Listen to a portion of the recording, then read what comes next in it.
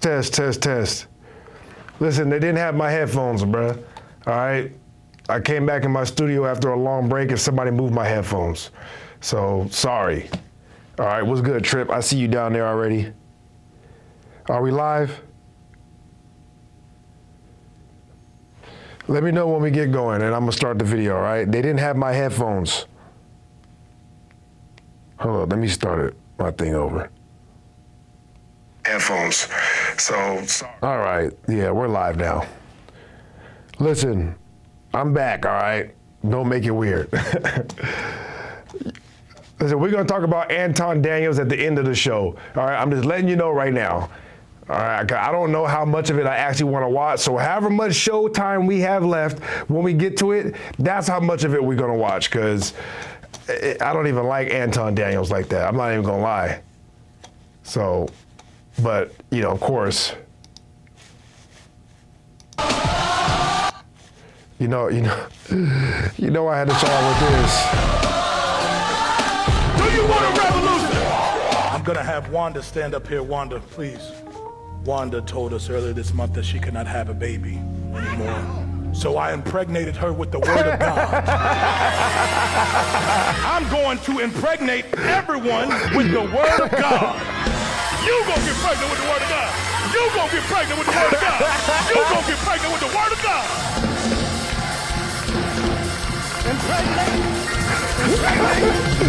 I had somebody in the congregation ask why I'm wearing Christian Dior and Christian Louboutin. Bruh.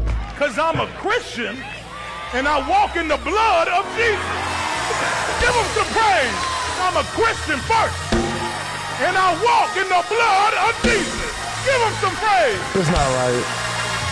Give him some praise. So we are raising funds for a project in Zimbabwe. Yes, we are trying to get our congregation over in Africa. Amen. We wanted to raise $4 million for that. Amen.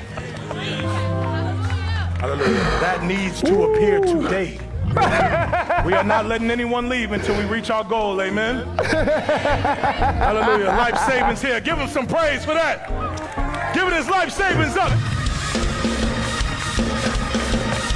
Apostle Richie says, baby, can you help me? I said, can you help me? I said, can you help me? I'm gonna finish this word here, and I'm gonna do the Christian version. Don't worry about it. I'm gonna do the Christian version. I'm driving this Bentley Bentayga because I believe in Christ. Can you leap on your legs like a survivor? Can you leap on your legs till the money fall out your pockets?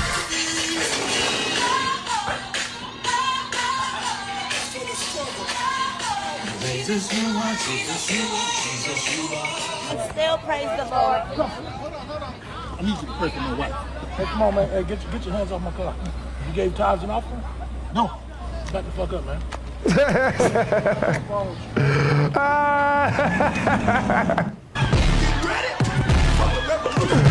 Oh my God. Boy, Drewski is sick, man. What's good, reality? What's good, Trip? How y'all doing out there, man? Yeah, no, yeah, you know I had to send this out to all my family members right away. You know, I love it when people go up to the pastors and ask them, like, hey, do you feel like you're profiting off the Lord? What's he supposed to say? Like, yeah, I'm profiting off the Lord. Yes, okay? If I was the pastors, and when they came up and said, listen, are you profiting off the Lord? I'd be like, obviously. Next question. Like, what do you want me to do? I provide a service. Anyway, speaking of sick people, while we're at it, right? Who got a whiff of this? Did y'all get a whiff of YB? Shout out BK. BK sent me this. See, y'all thought I was playing, didn't you? Back in the day when I was telling y'all how sick LeBron was, huh? I was the only one back then when he was crying about all them fouls, talking about how he was ruining the NBA. But no, y'all wanted to put him up there, call him the king, right? No, you guys, no, you called him the king. Now you have to sit through this, all right? Look at it. Look at this. Nike and LeBron James remember Martin Luther King Jr. That's right. We're remembering Martin Luther King Jr. by profiting off Martin Luther King Jr. with this MLK drop, boy. What you know about that? Shout out MLK. Buy my shoes. Yep, and you are reading this correctly. That's right, you're reading this correctly. Look at this. Look at this. That's right. It's the color of the hotel that he got popped at. What do you know? This is your boy. Y'all did this, all right? This is your king. I don't want to hear nobody crying right now. I know everybody's been watching it. Everyone, oh, LeBron is ruining the NBA. Oh my God, he cries too much about. Nope, I don't want to hear none of it. Remember when y'all was telling me he was the GOAT? Trip, you was there on that call when I wasn't the only one. It was some other people. But remember when I was on that call with Bobby and I was like, y'all wildin'. I'm like, y'all wildin'. LeBron is trash. They've been cheating for him this whole time. I was the crazy guy. This couldn't have been more than 2 years ago. Could not have been that long. But look at this. Yep. That's right. Feast your eyes. MLK drop. Let's look at some of these comments. Look at these. Look at this. Colorway of the hotel he was shot at is wild. Nah, don't connect these two dots ever again. Respectfully. Look at this. Look at this. Boy. Come on. Oh, yeah. Now everybody want to look at him weird, huh? Now it's weird, right? Yeah, now it's weird, huh? Nah, don't get weird now. Nope. We're doing this. Yep, we're doing this. This is what we're doing now. I don't want to hear it. No, I don't want to hear it. Look at this. Look at what y'all allowed him to do. Yep, y'all let this happen. Yep, look, we got one lone soldier. Those clean. Shout out Sway Studio. Not gonna lie, how did this make it out of the pitch stage? You know how, because you called him king for all those years when they was cheating. And we're gonna revisit that topic right after this too, I don't care. This is shameful.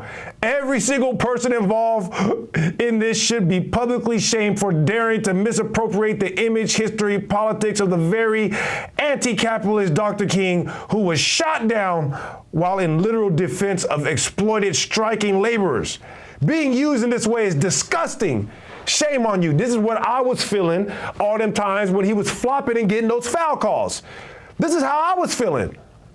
Now you guys I don't want to hear it. I don't know. Honoring a place where somebody got popped is a little weird. Oh, now it's weird, huh? But it wasn't weird when they was giving all them championships to him.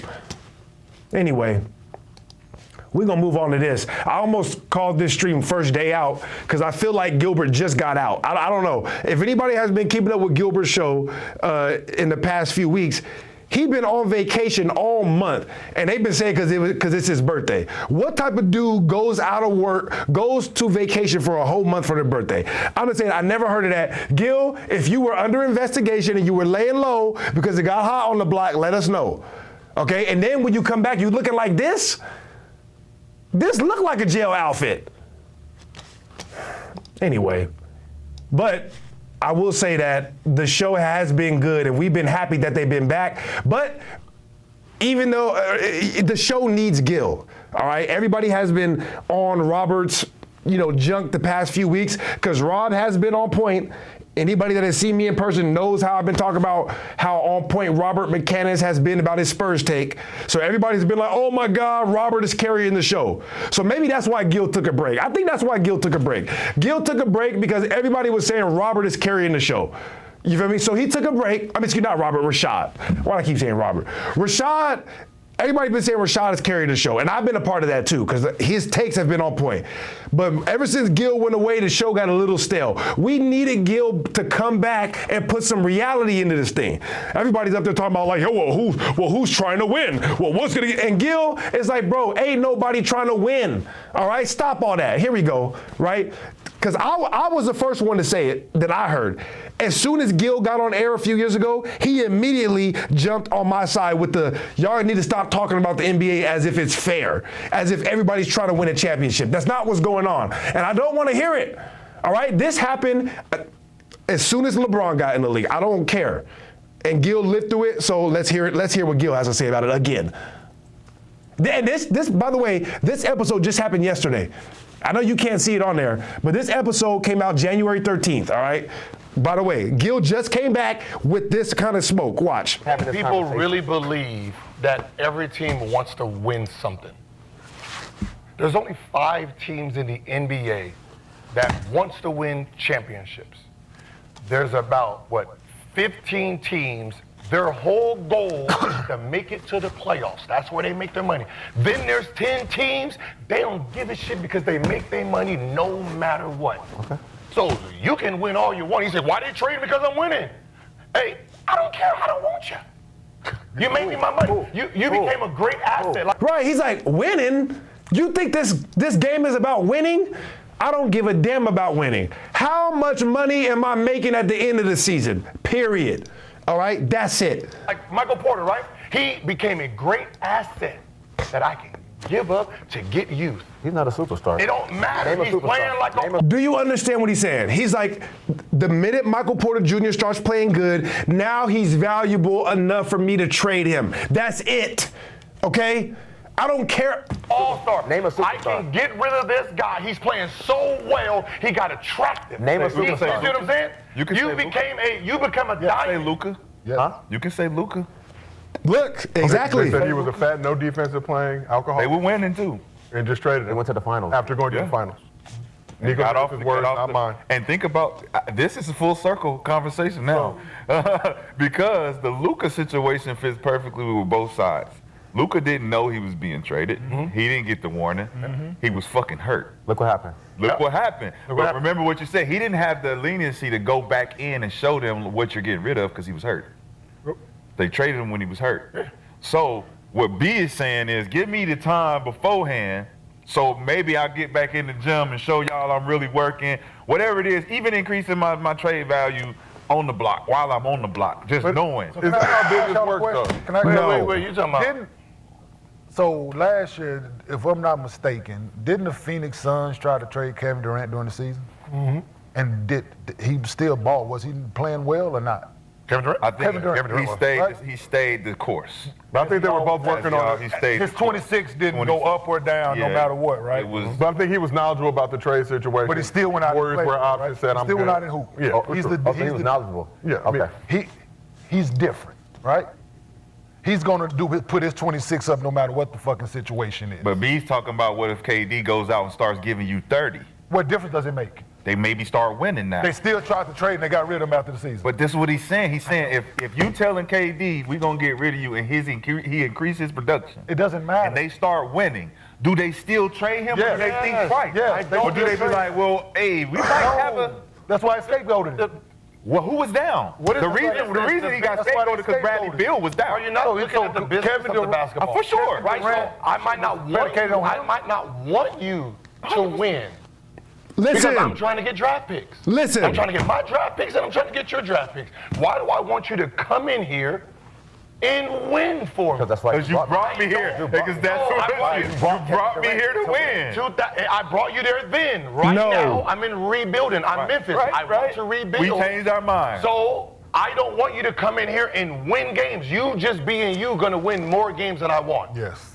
Same thing. That's what happened with Kevin Porter right now. I mean, KCP or Kevin Porter. are you listening? You know what? Let me just let it go. All right, you know what? He's gonna win games that they don't want to win. You talking about for Brooklyn? Okay. So I need to get rid of him. Thank you. I appreciate you. You got me some more picks. You got this because somebody Right. needs you. Yeah. You're Right. gonna give me some picks. We get to lose and we get a top 5 pick. Because He he's keeps not a winning. building. We He's might not a get building piece. We might get 6 to 11. I don't Them want averaging 30 is not in they right. So and that's what happens. Like especially with this draft coming up. John Wall in Right. Houston. Yes, exactly. John Wall in Houston Wanted to play. balling. Wanted to play. They said, yeah, we don't want you to come here because you're gonna win more games than we want. Just stay home. Come be We're a gonna pay mentor. you. Come be a mentor.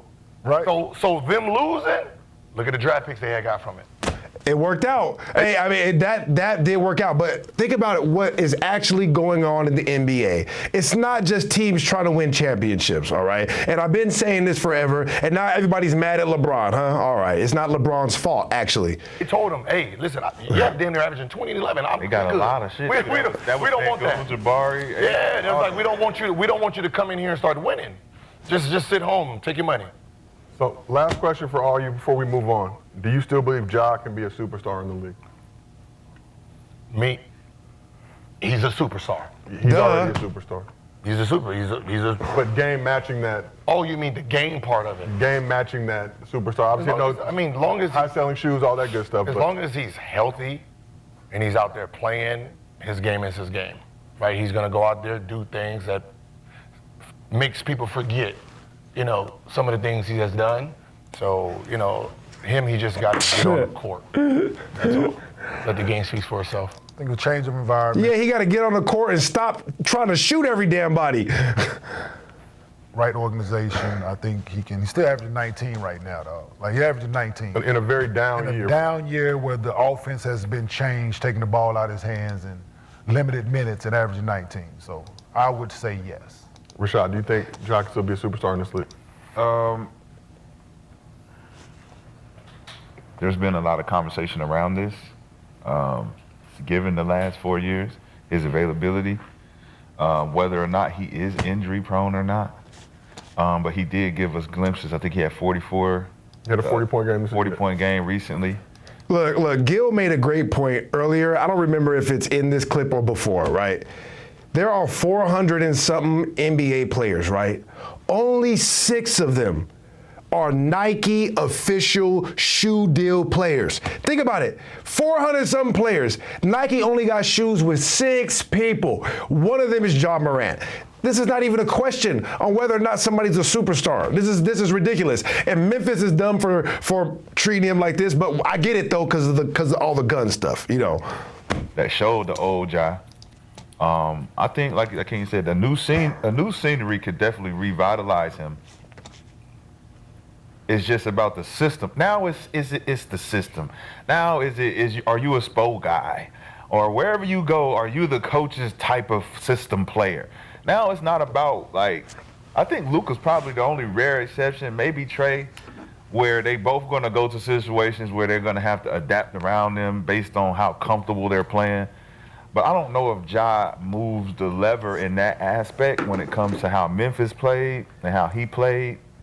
Based on if he go to any other team, does the way he played gonna help them win? They're going to have to. If you get Ja Morant, you have to put skill set around what he does. Just like they have to do it with Luka, they're going to have to do it with Trey.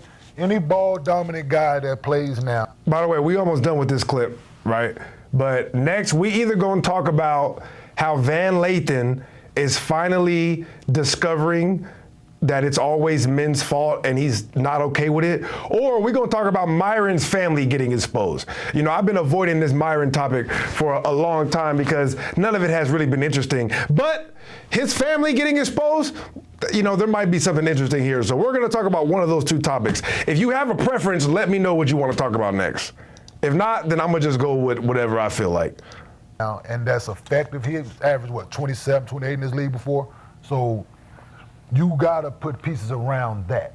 You can't make him fit a system. So here's the question. In order for what we're saying, he's gonna have to average more than 19. They play a system right now with him in Memphis, he's averaging 19.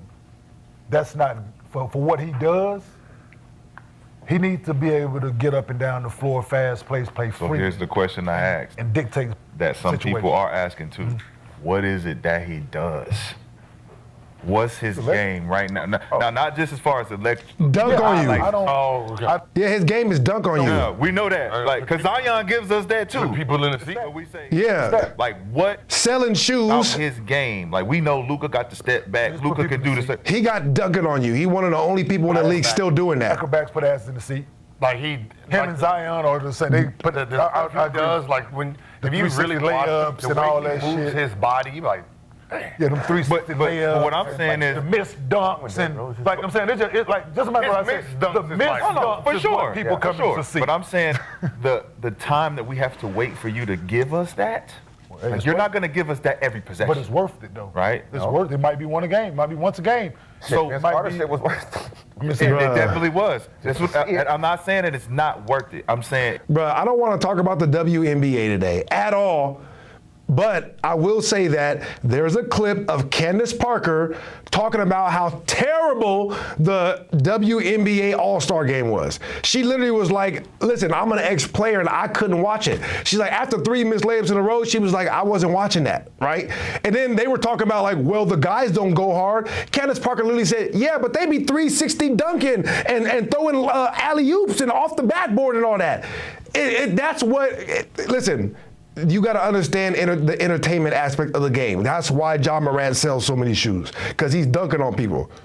If you don't know what he does as a player outside of the highlights, and you're only giving me 2 highlights a game, that's 4 points.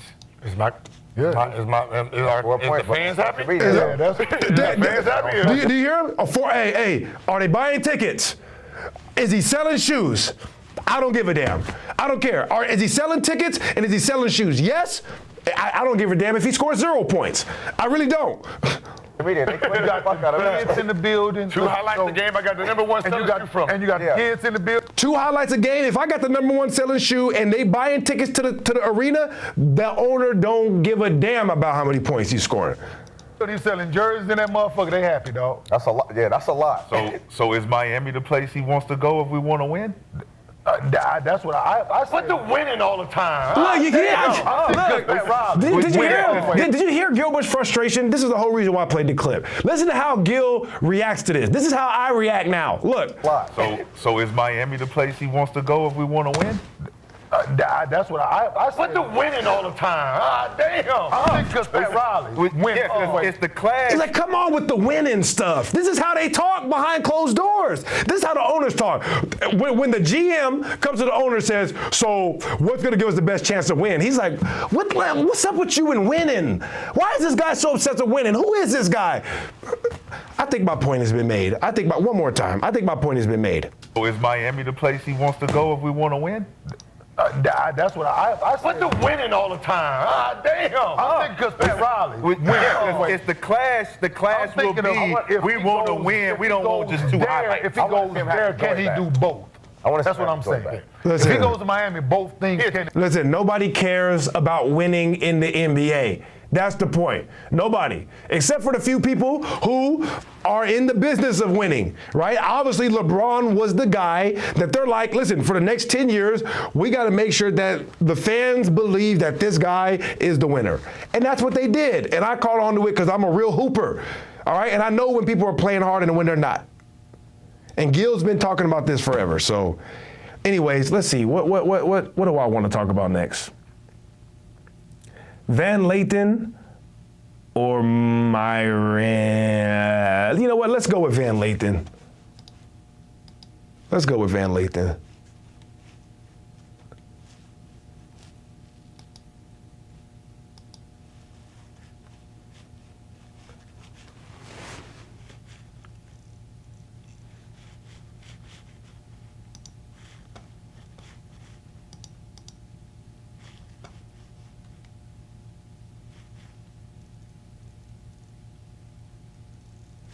Yeah, here we go, actually.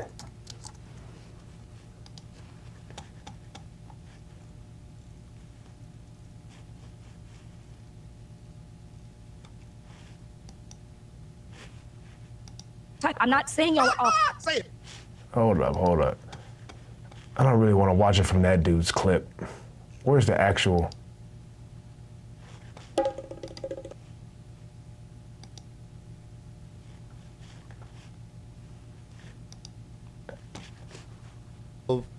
This job is to control oil. All right, here we go. I feel like they will. Well, I'm not saying that. I'm just saying that they don't want to see. All right, shout out Van Lathan. If you guys don't remember Van Lathan was the guy that was pressing Kanye about slavery as a choice. I mean, that's literally the only thing that I know him for. And working at TMZ, but I don't watch TMZ. So I don't know how I would ever have known about him if it wasn't for that clip. Either way, they start talking about the Aiden Ross thing, right? And Van Lathan, who is usually, I mean, we talking about panda bear to the max. Van Lathan is never, ever going to take men's side on anything. Never. All right? He's always on the woman's side. He's always on the side of the left or whatever it may be. That's what I'm saying. Like, he's the first person that came up and started attacking Kanye. So for him to actually have this realization that, hold on. Am I just being blamed for everything? Like, are you? Anyways, it's just kind of funny to see him go through the mental. It's like for real cognitive dissonance in real time. Because like he wants to take the woman's side, but it's like he can't take the woman's side in this instance because it's like now you're attacking me and I'm not even involved. Anyway, let's take this out. See him fall. Interesting. All right. We got a lot of stuff going on. Do you want to talk about Robert Griffin III? You want to talk about this? I mean, why talk about it now? We'll give us, but especially. I mean, actually, you get us into this one, Donnie, and how you feel about this one. I'm interested in how you feel about this one. Which one? Donnie, actually, you get us into this one, Donnie. Oh, sorry. We've been really Has Donnie? Have we allowed Donnie to say anything? Donnie spoke. Sorry, Donnie. Yeah, I've chimed in. I just haven't intro the topics. I feel like y'all been flowing.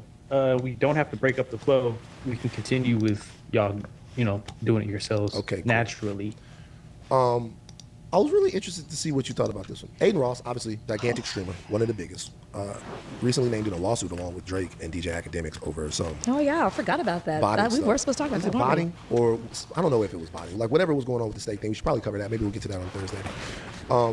But Aiden Ross is into it with a friend of the podcast, Glasses Malone.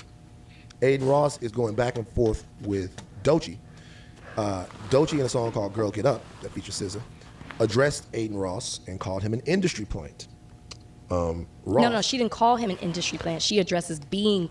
By the way, I'm not a Doechii fan. That song is fire. I don't care what you say. I played it a few times while I was going live on my TikTok. I haven't even heard any of her other music, but if her other music is like that, I might be a fan. I'm not gonna lie. Referred to as an industry plant. So she didn't call him an industry plant. No, there's really no back and forth. It's really just Aiden talking to him. Indirectly, this is Ross. Okay, I haven't heard the song. Okay, I haven't heard the song. It's really good. You like the song? I haven't heard the song. Love Doechii, haven't heard the record. Okay. But then Aiden Ross came out. I don't like Doechii. I have heard the record, and it's fire. Out with a diss track of his own, and then dissed Doechii on a stream. Mm-hmm. Okay, so play that. We're going about Doechii tomorrow. We're not going to that dumb fat bitch. Sorry, she's not fat. That dumb bitch, that fucking botted fucking bitch. Dude, that fucking stupid smelly whore. She dropped from Stop talking about the black queen. I don't give a fuck about none of that. Yo, let me tell you something right now. I'm mad because she made it. No bots. I'm not gonna lie, I don't like. See, this is why I don't hear about this stuff right away. Because as soon as I just hear that, I'd be like, all right, I don't know why anybody's watching this. Like, Buddy is rage baiting. For what? For making music, cradling cock. All right. Thank you. Thank you. Who our audience has had, a divisive response to. He has come to Doechii's defense. And it's kind of started to get serious. Play a little bit of what Glasses had to say about Aiden Ross saying the stuff that he said about Doechii. Adrian, I'm glad you brought that up. I saw that nigga, Aiden, talking shit about Doechii. There's no way you gonna think this cool. There's no way you think this gonna be cool. I ain't gonna lie, we all heard this already, right? I don't need to play this again. Y'all heard it, okay? This is not what I'm here for. All right, I don't need to hear that again. We know what he said. If you need me to play that again, then let me know. I'll go back, but come on. We all heard that. I spoke that. with Glasses. Oh, nice. I call Glasses. Me and Glasses talk pretty regularly, but I spoke with Glasses. All right, he said, I'll slap the shit out you, all right? And don't say you're gonna call the police, because by the time the police get there, I'm gonna already be gone, and you're gonna already be slapped. That's basically what he said. All right? And I told Glasses that it would be a shame if he put his freedom on the line for Aiden Ross. And you know what? I didn't really mean it. I'm just gonna be honest with you. Did you say that part to Glasses after you said it, and then you were like, wait a second? I did. I didn't really mean it. And let me tell you guys what I'm talking about here. You are looking at an anti-violence person. You're looking at somebody right now who believes that we should be able to talk, we should be able to have conversations. I'm saying I have a perfect pass with this. And we should be able to get our ideas out and go back and forth without anything else happening. But my question is this, man. And this is for everybody listening. What you want us to do? Like, what you want us to do? Like there are people that are operating inside of black culture. They are coming up off black culture. By the way, I want to play this because before you get her response and what makes him kind of trip out on her, I want you to hear what he is saying right now, all right? Really get the context. They are participating in areas of black culture, and they are doing some of the most demeaning, degrading, despicable things to that culture. You are not having a conversation with a pure vessel of this. You're not. You're talking to a guy who worked at TMZ for 9 Thank you. I was about to say, if you don't start talking about the TMZ shit in a minute, I'm about to start flaming you. They did a lot of that same type of shit. Oh, okay. But while I was there, do you know what I tried to do? I'll say this over and over and over again. I tried to protect the black cultural perception inside of TMZ. I tried to be a voice for our culture inside of there. I don't want to say he didn't do that. I don't think he did it well. How about that? Because that's my opinion on it. I don't think that he did it well, and maybe he thought he was. Being so disrespectful to things that we, not perfectly, not altruistically, but energetically value. If you want to have a whole conversation about whether or not we've valued black women enough, I'm here for it. If you want to have a whole conversation about whether our devaluing of black women has led to other people thinking that they can do that, I'm here for it. If we want all of these conversations, but fuck all that. We talking about right now, in the here and the now, and not just this, but with other things. When we've said, yo, man, could you please not say that? Yo, man, could you please not do this? Yo, we don't appreciate, this is another joint where Aiden Ross is giving some dude permission to say the N-word, saying you don't have to apologize. Another white man permission to say the N-word. So like what I'm saying is, like what are we supposed to do? Because what it seems like, and this is the last little nugget I'll give, what it seems like is this. It seems like the way to get on as a white streamer is to get on your stream and call the entire community pussy. To say that your cultural rules don't matter, your values don't matter. None of that stuff matters. I can do whatever the fuck I want, and y'all not gonna do nothing. I get it. We can't stop these rappers that are next to Aiden Ross from going on and disrespecting the culture and disrespecting black women. It would be super awesome if Drake said something about this. It would be super awesome if the guys who are right next to him said something about this, but they can't. So they won't, should I say. So outside of this, what you want us to do? You know what used to happen? What used to happen is guys like Glasses, guys that sometimes we criticize and we don't like for the things that they say, they would see you disrespecting somebody granny on the street and they would smack the fuck out of you. That's what used to happen. And that's the way cavemen deal with shit. But what the fuck you want us to be? We're attempting to be gentlemen and you won't respect it. So like if you Listen, I don't think I need to explain what I've explained many times about who is the more violent out of the two groups, if there is such a thing, and whether or not that makes us barbaric by resulting to violence when we're in the face of violence. I don't think I need to explain that, right? I mean, that's just preposterous. You know what I mean? It's like you can't talk to people who are in the face of military invasion and tell them, oh my God, you're being too violent, while the military is literally going around the planet destroying, it's like, I wouldn't even entertain that type of conversation. But like I said, Van does though. He's the type of guy that's like, well, I don't want to be violent. Well, I mean, I don't want to be seen as a bad guy. Like, I don't give a shit. I'm a bad guy there. Now what? I don't care. So he's the one that's like, well, I mean, if you want to talk about how we need to be nicer to our black women, I'm here for the conversation. So like, it's like, he is trust me, he is the furthest away from the person that's gonna be trying to come to black men's aid at all. He, like, even still right now, he's still low key putting them like, I wish Drake would say something about like. Don't respect a gentleman, you create a caveman. So what the fuck do you want? What don't respect a gentleman be? We're attempting to be gentlemen and you won't respect it. So like if you don't respect a gentleman, you create a caveman. So what the fuck do you want? What you want him to do? Can you please stop calling our sister a fat, smelly bitch? Can you please, brother? Can you please stop? No? He did say that. Now So I agree with you. By the way, before she goes off on this bullshit I know she's about to say, just think about all that shit you just heard him say. You just heard him hold black men accountable. You just heard him say that, we need to not let this happen. You just heard him say that we need to come to the aid and protect black. He said everything you would want him to say, and then she says. And as you said, we've had Glasses on this podcast, and I don't agree with everything Glasses says. but I agreed with every word he said when he was talking to Trap. I mean, every single word. I thought the funniest, and I'm with you, I don't condone violence. I thought the funniest thing he said was, "Oh, you're gonna run and call the cops? The cops come after the crime." Yeah. He always say that, though. I think he don't give a fuck about the police. I don't follow him enough to He that. don't give a fuck about the police. That actually made me laugh out loud. But a part of this that is missing is, and it goes to, because that energy that you have, obviously should be for the Aiden Rosses and the Neons and what other streamers have built up their audience by degrading the black community and particularly black women. All that energy should be for them, but that's equal energy for all the people who have empowered and supported and uplifted the Aiden Rosses that have allowed them to feel comfortable enough to insert themselves in our culture in order to justify degrading a woman, and then know that a black man is gonna have his back by shitting on another black man and then saying, I'll go ahead and call the other one on your behalf. And that's whack 100. So when you're throwing in the Young Thugs and the Kodak Blacks and the Drakes or the athletes like an Antonio Brown who are sitting next to Aiden Ross while he continues to shit on black people and okay it and normalize it, Aiden Ross doesn't feel like this because he's white. Aiden Ross feels like this because he has the support. Baby. No, you're wrong. There's some black women, I haven't seen it, but particularly from black men in order to do this. I'm sorry. Do you hear it? Do you hear it? And right now, think about it. Even Van Lathan can't believe what he's hearing.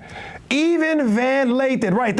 Reality took the words right out of my mouth and Trip, right? Like, think about it. She's like, I'm not a violent person, but I just thought it was so funny how he was being violent.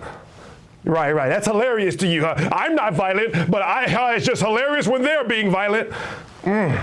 Gave you a list. I actually, but particularly from black. One more time, though. Listen to this. Okay it and normalize it. Aiden Ross doesn't feel like this because he's white. Aiden Ross feels like this because he has the support.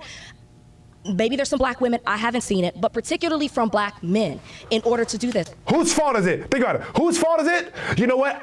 In the midst of all this going on, right, while one black man is checking this guy, right, and another black man is giving him praise and talk about, I just want to say the real problem that's going on is black men. I just want to let you guys know, all right? In the midst of this conversation about a bunch of black men checking Aiden Ross, black men that don't even really know Doechii like that, right? Think about it. She did not ask these black men to come to her aid, right? But in the midst of a conversation about them doing that, she's like, you know what, guys? I just want to make one thing clear. You know whose fault this really is? It's black men's fault, and they ain't shit. Okay, thank you.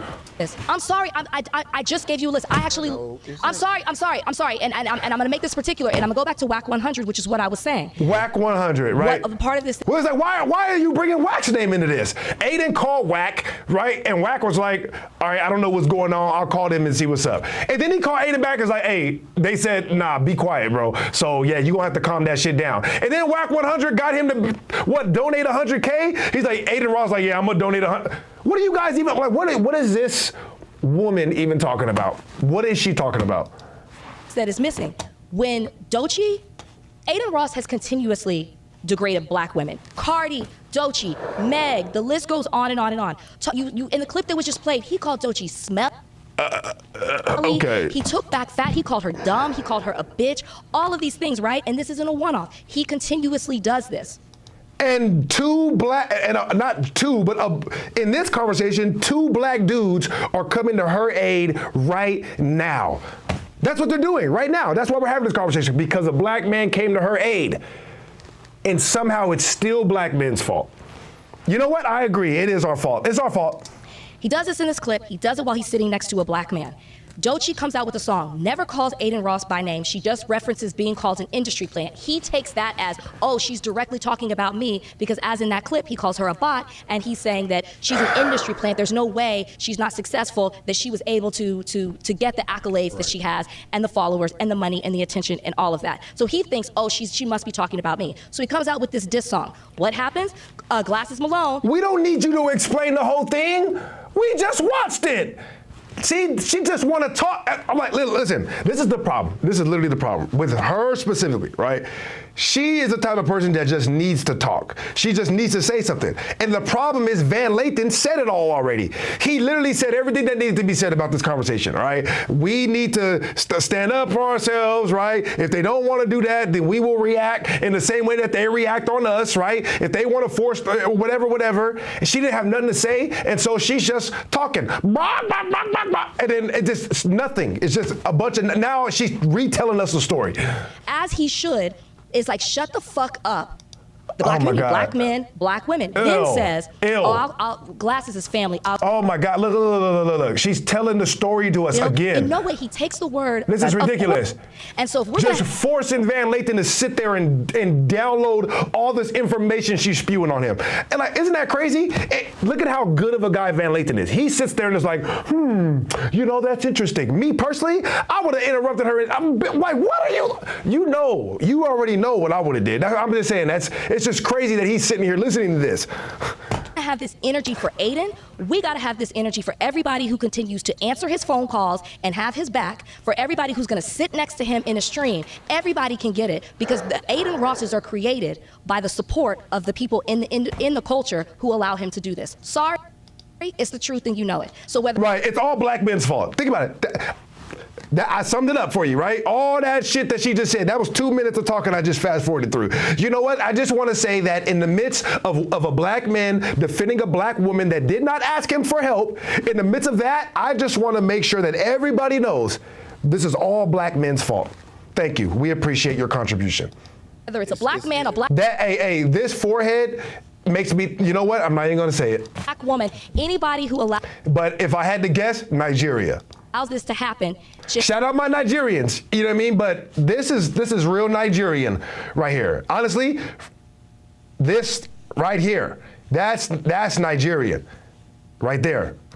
We should all be getting the same energy. If it was a black woman, we wouldn't be talking about it like this. We'd be finding ways. All right. Well, then fuck everything else I just said. Yeah, I'm not saying fuck Absolutely. I'm saying that. I'm saying fuck everything you just said. Me personally, yeah. That was all nonsense. All you said was, I don't have anything to say, so let me just do what I usually do.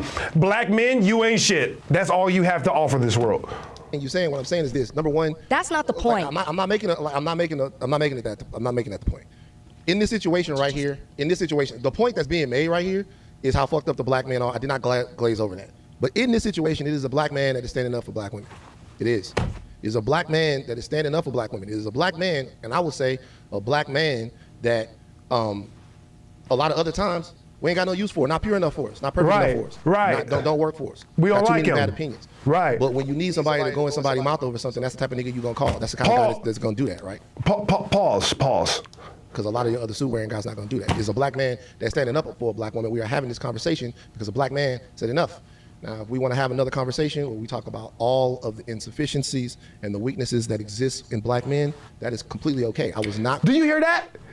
Think about it. He's like, if you want to talk about all the insufficiencies in black men, I'm okay with that. He will sit there and let you berate him. But even he has had enough.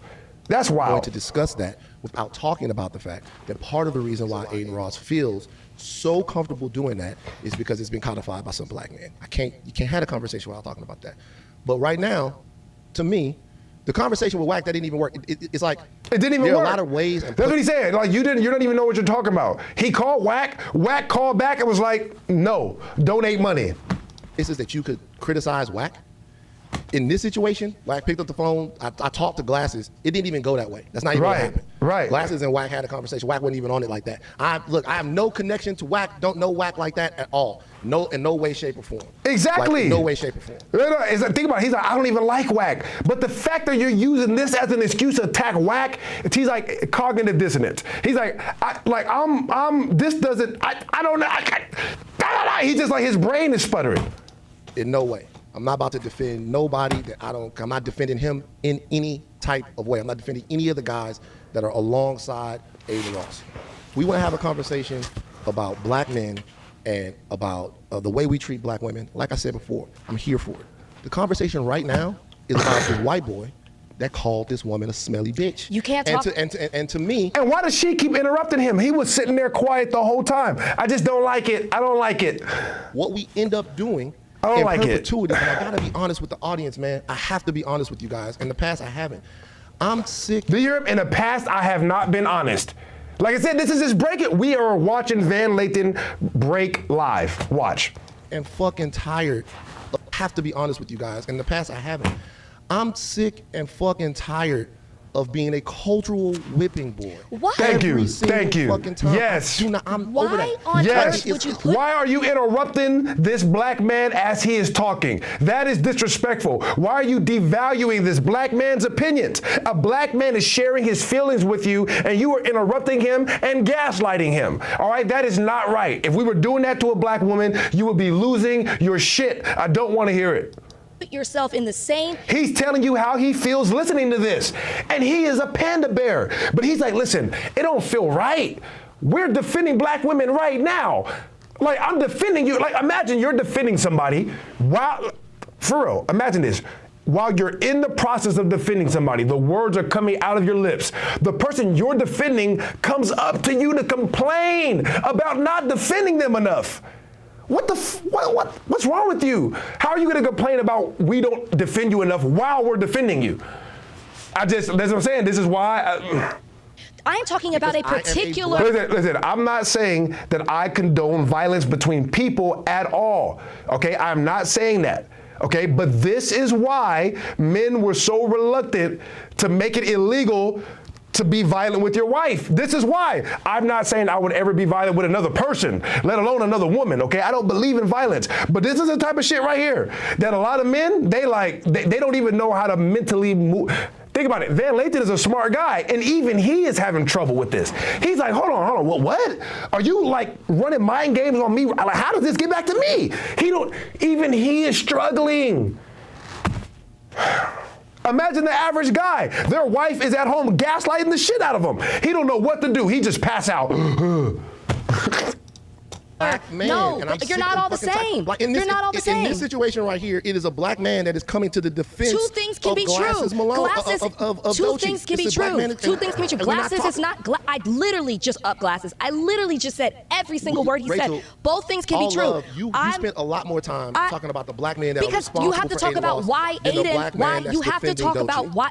No, you don't have to talk about nothing. Right now, we are praising what a black man did for Doechii. You're like, yeah, but while you're praising him, you also need to talk about the bad things. It's like you cannot give a black man kudos for 2 seconds without somebody somewhere, and it's mainly people like this. Mainly people like this, without somebody somewhere like, yeah, but what about this? Yeah, but what about, I should. Why is Glasses talking about this? Who is Glasses talking about? Why is he talking about this person? Why does this person like this? The fact that you are even putting yourself in a bucket. I do not like this. Ew. Like, look at this forehead. Ew. I'm not generalizing. What is that? Black men. I'm talking about a particular type of black man. Right. You have to be able to separate it. If you were talking about a particular type, I'm not saying y'all are. Say it. Finish the sentence. If you were talking about a particular. See, this would be Melissa Ford if she was less attractive. For real. This is how annoying Melissa Ford was on the Joe Budden podcast. But the difference between her and Melissa Ford is Melissa Ford don't have this big ass Ford head. That's it. For real. I swear to God, if it wasn't for this forehead, she would be Melissa Ford. Type of black woman, I would. Look at this. My whole mouse can fit up there. This is ridiculous. This is why she's so mad, because a lot of black men, when they first meet her, they think she's sexy as hell. And then after they sleep with her, they're like, that's the biggest forehead I ever seen in my life. And now she hates black men. Do you understand? You don't think I know? Look at this. Necessarily, I don't think that I'm like that. The fact that you're turning this into a black man, black woman thing, you can't. The fact that he's turning it into a black man, black woman thing. But she literally said, in the midst of this, I just want to make sure that we know that the only reason why Aiden did that is because of black men. But now you see the gaslighting that's happening? You see the projection? You got to be a top level player to deal with this. Y'all not ready. All right, I tell y'all this all the time. If you are an average dude out there, you're not ready to start dating sexy women, or even women that think they're sexy. If they think they're sexy at all, they're going to be playing mind games with you. All right, unless she feels like she's blessed to be with you, she will not come humble. Think about how she's talking. I don't even know her name. Does anybody know what this woman's name is? Does anybody know? I have no idea. But she is sitting here next to Van Lathan, who was on TMZ for years, which is not that, but this is a very well-established media person. He sat there and let her talk, get her whole shit off. The minute he starts talking, what is she doing? Interrupting the shit out of him. Who is she? but she feels like she's better than him. You know why? Because she thinks he probably wants to sleep with me. And it's talk about Aiden Ross without talking about that he has been empowered by a particular group of black men. That ain't you. That's not Glasses. That's why Glasses stood on business and talked about it in this way. I appreciate that. Give me the specific type of black woman that I could talk about. I don't know. I got to sit and think about it. Honestly, I think I've had enough because this is all right. I'm like, I can feel it bubbling up. And this is not going to get better. So let's just move on. Yeah, let's just move on from that. I think we got the picture, right? And Van Lathan, like I said, it's just cognitive dissonance because he is not the person that will ever criticize black women, ever, for any reason. He will never do that. And he will criticize black men. He just can't understand why we're doing it right now. That's what he's saying. He literally is like, listen, there's a time and place to criticize black men. I'm here for that conversation. But why are we doing it now? Like, we're trying to praise a black man. But even right now, we have to shit on black men? It makes no sense. That's literally what he's saying. He's like, I don't get why we have to do it now. And she's like, oh, well, you have to do it now. At any and all times, we have to be shitting on a black man. There's no way, all right? The problem in history is black men haven't done enough. And I might even agree with you on that. You know what? I do agree. You're not going to agree what I think that they should have done now. Now, when I start telling you what I think they should have did, you're not going to like that. All right? You're not going to like that. You're not going to agree on that. But I do agree. You're right. Black men should be doing more, all right? Let's move on from that because this is not a positive, you know what I mean? This is not, yeah. Shout out Reality.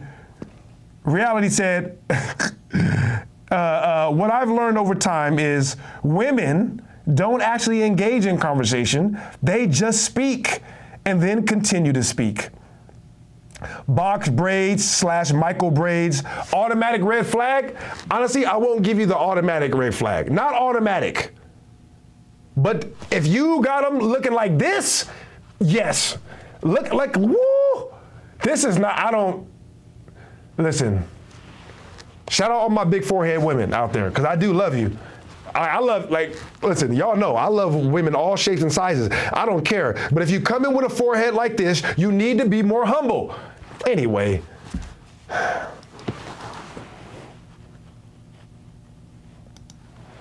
See, I'm not going to talk about you in a way that, you know what I mean? You guys got to get creative with the jokes. All right, that's Aiden Ross's real problem is that you guys aren't creative with your jokes. You don't know how to joke on people in a way that they can't do anything but get mad. Like, what are they going to say if I'm calling her big forehead? Like, what are they going to be? Oh my God, you're hating on women. I'm like, no, I'm not. I just said she got a big forehead. You can't, she does have a big forehead. Is that not the facts? Are we just ignoring reality now? She has a big forehead. Hey. It is what it is, and I'm also pointing out that's probably why she don't like black men. That's why it's always on the tip of her tongue. No matter what we're talking about, even if we're praising a black man, she got to tear one down. You know why? Because that forehead has not been kind to her. That's right, it has not been kind. Yep. I'm just saying, if I met her first time, yeah, I would want to sleep with her, right? But then what happens when I wake up in the morning and we both look in the mirror and I realize her forehead bigger than mine? Like for real, let's bring that back up. Let's bring that back up. How would I look walking around? You know what? Let me not. All right, I'm going to see. Never mind. That's what I'm saying. I really want to do it, but I don't know her like that, so I'm not going. You know.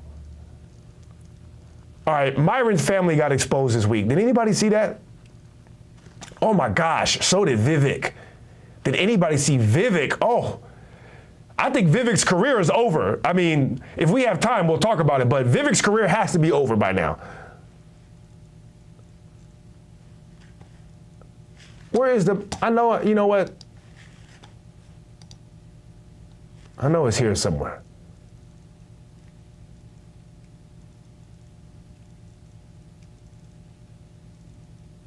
Oh yes. Here we go. Interesting coming from Amrul Fuddle. All right, yeah, like I said, I've been holding off on talking about Myron just because I think when people get to a certain level, you just don't want to give them no extra press. You know, it's like that. I feel like that's the way that you're supposed to deal with these people. You just ignore them. Once they start saying bullshit, you're not supposed to get mad. Like, oh my God, I'm so angry at what he's saying. I can't believe this. Like, you know, all the people in my chat on TikTok. Like, I just don't get it. I would never do that if I'm upset. Oh my God, look at him. Like, you know, I'm gonna make fun of you, right? And if it's good content, I'll talk about it. But, you know, I don't care that much. I think you just ignore people and they go away. Like Myron, he has largely gone away. I'm gonna be honest, I don't even see him that much no more. Other than when he's doing some dumb shit. Other than when he's getting clowned, I never see him anymore. And I think it's because I just ignore him. So if you guys don't like somebody on the internet, all you gotta do is ignore them. Not only will they go away from your YouTube feed, so you won't have to see them, but they'll get less press. But this right here, we gotta talk about this. I mean, Myron, I mean, come on, right? Because I always had a hunch that Myron's family were probably not real Sudanese people. They're probably Sudanese insurgents. And that's why when the Sudan really got popping, they were able to get shelter in America. You think America just takes anybody? No, they don't just take anybody. They take the people that are working for them in the country. That's why Myron's family don't even look like most of the people in Sudan. He looks like an Arab because he is Arab. He's not a real Sudanese guy. He's the insurgency that was sent in to destabilize Sudan. Oh, you think I'm lying? Okay, let's see. Let's see. Let's see. What you're about to hear is something very interesting coming from Amru Fuddle. And it's crazy that I came across this because y'all just saw a video that I recently did about how he was going in on black people, talking about how black culture is one of Hennessy, weed, and crime, and all the other nonsense that he was talking about. Well, his culture, Right. And just so you know, think about it. Not only was Myron's family probably working for the United States in Sudan, I'm gonna say allegedly, but more than likely, right? They were working for the United States or the British government, the powers that be, if you will, in Sudan to destabilize Sudan. And that's why they were able to get shelter over here. That's why Myron was able to get a government job so easily. Think about it. That's why he was able to go work for the Department of Homeland Security. You think that he just left the Department of Homeland Security and then instantly got online and started to stir up sociological trouble? No, this is his new job. This is what he does. He still works for the Department of Homeland Security or the CIA. He's probably a CIA asset, right? A long-term CIA asset that works for the Department of Homeland Security, right? So honestly, when he talks about, oh, I was trying to stop human trafficking, Myron is probably one of the guys that was participating in it. If I had to guess, I'm just saying, you think that the guys that work for Homeland Security, all of them are trying to stop human trafficking? You don't think that anybody that works for the Department of Homeland Security is a part of those smuggling rings? Of course they are. We know this for a fact. I mean, isn't that why certain people are in jail? Right. We know that there are certain government officials that are in jail for that right now. So we know that this happens.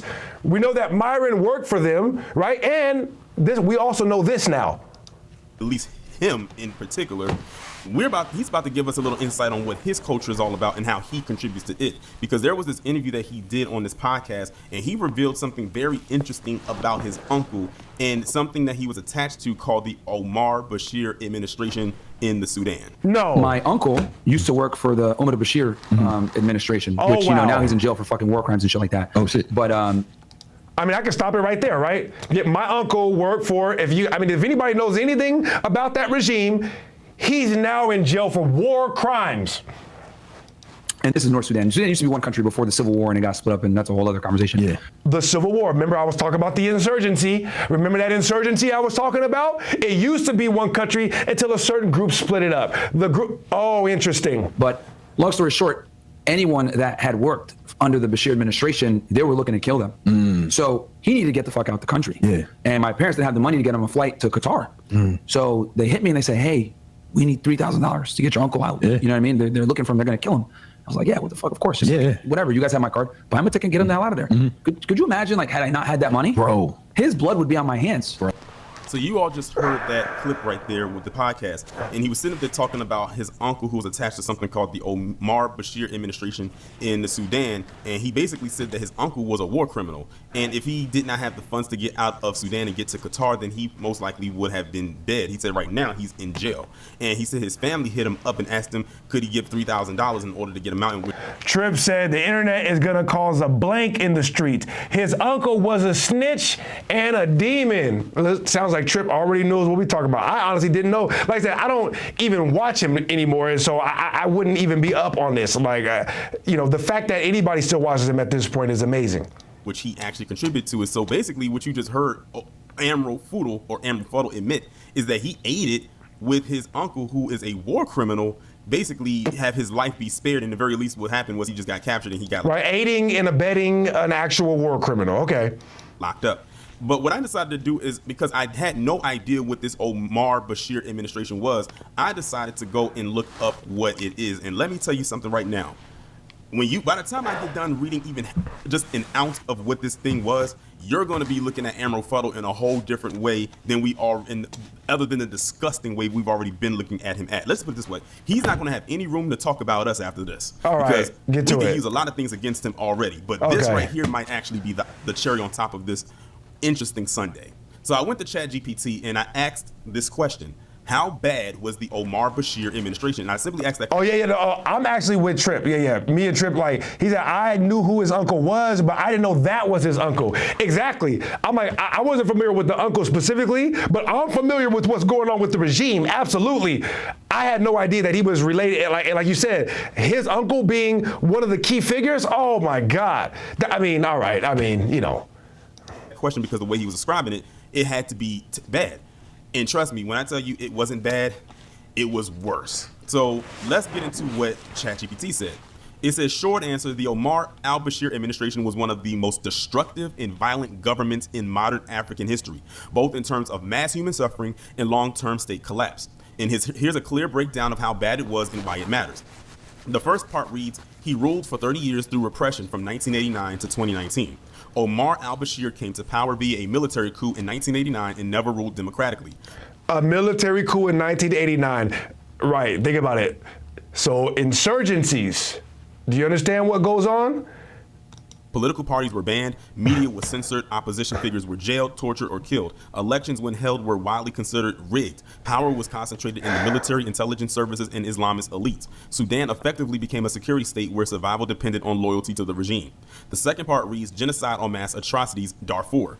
This is the part that places Bashir in the Global Hall of Infamy. Darfur, early 2000s, government armed and supported Janjaweed militias. These militias carried out mass killing, systematic violations, village burnings, and forced displacement. The toll was 300,000 plus people were killed, 2 to 3 million were displaced, and widespread ethnic targeting of non-Arab communities. Because of this, Bashir was in. Everybody should be familiar with the situation in Sudan at this point. That's what I'm saying. I mean, this is really just a recapping for people that already know, but we are talking about Myron's family, the person that he just admitted to bailing him out. Indicted by the international. And why do you think he's over here, though? Why do you think this family is over here, and what do you think they're doing? Why do you think he works for the Department of Homeland Security? That's right. These are United States assets.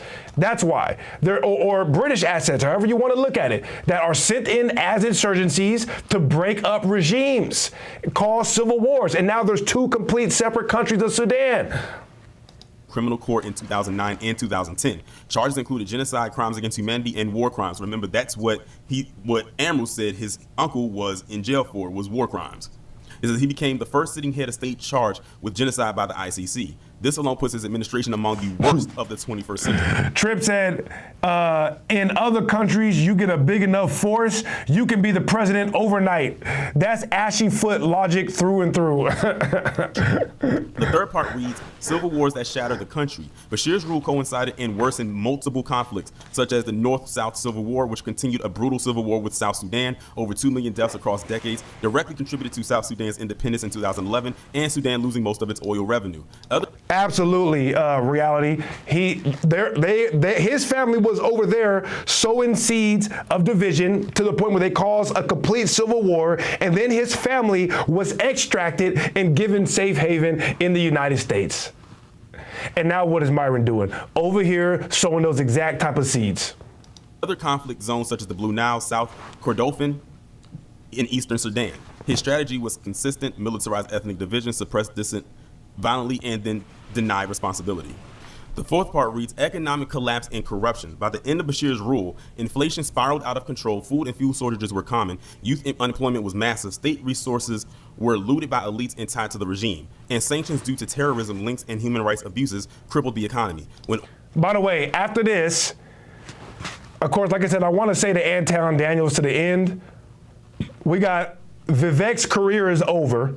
We got Jim Jones is scared of Dame Dash. I mean, I know it's an old clip, but I mean, I had to write it down. We also got, somebody requested that we look at the Andrew Wilson and Just Tree debate. And then we got Tasha K versus Les Hilarious. I don't know why I'm so into the drama already in 2026, but if you guys have any preference for those, we got the end of Vivek Ramaswamy's career. We got Jim Jones ducking Dame Dash live on camera, the Andrew Wilson and Just Tree debate, and then Tasha K versus Les Hilarious. Oil revenue vanished after South Sudan's secession. Bashir had no functional economic plan beyond repression. I also wrote down Tariq Nasheed, Bussy whistling. I don't know if you want to know what that's about, but if you do want to know what that's about, I also have that written down as somewhere. I'm like, it's not as bad as it sounds, but it is what it sounds like. Fifth part reads Islamist authoritarianism and global isolation.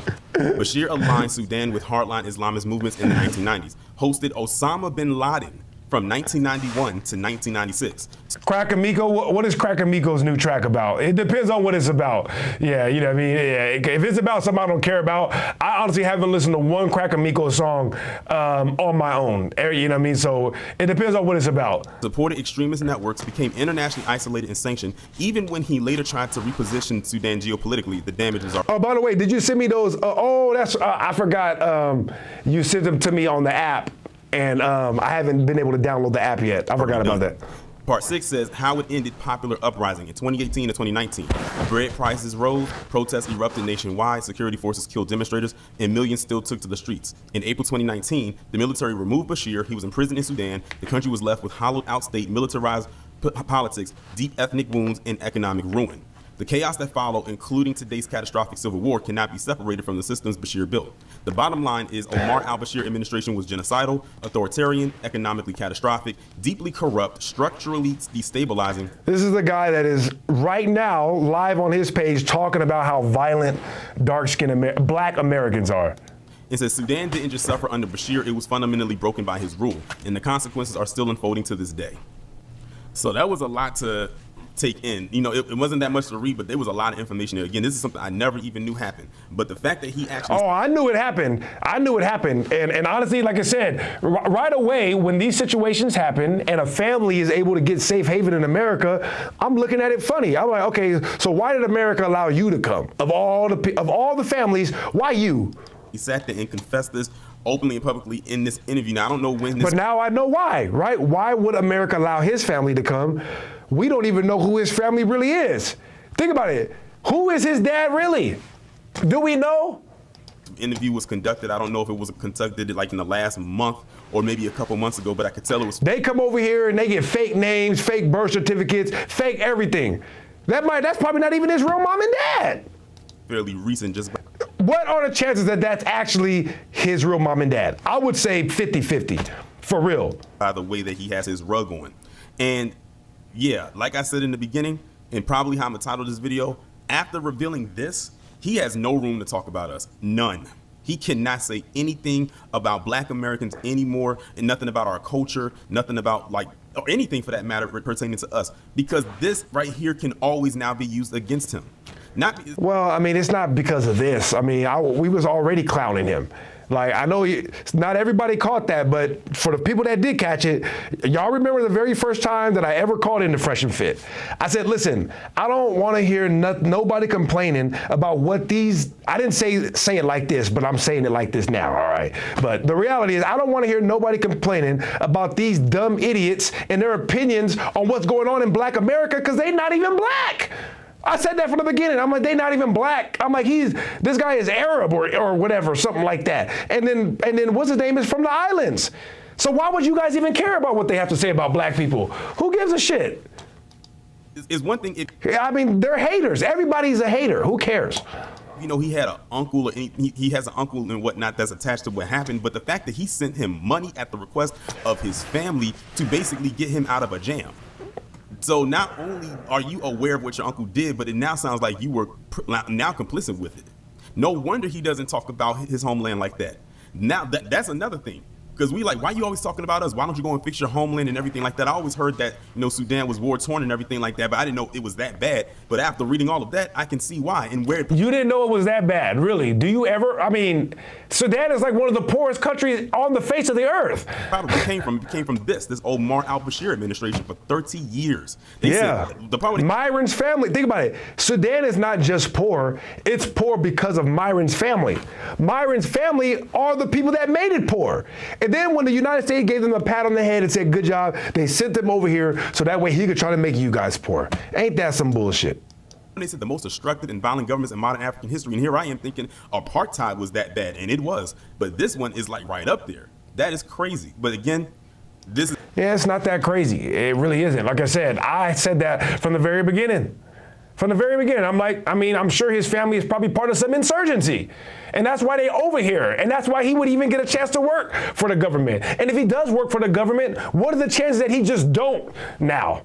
Yeah, he was working for the Department of Homeland Security. And they don't have nobody on the internet, right? Think about it. The government don't have no type of agents on the internet making content. That's what you guys think? Out of all the people making content on the internet, you don't think nobody is a government agent? Not one? Somebody's a government agent on this bitch, all right?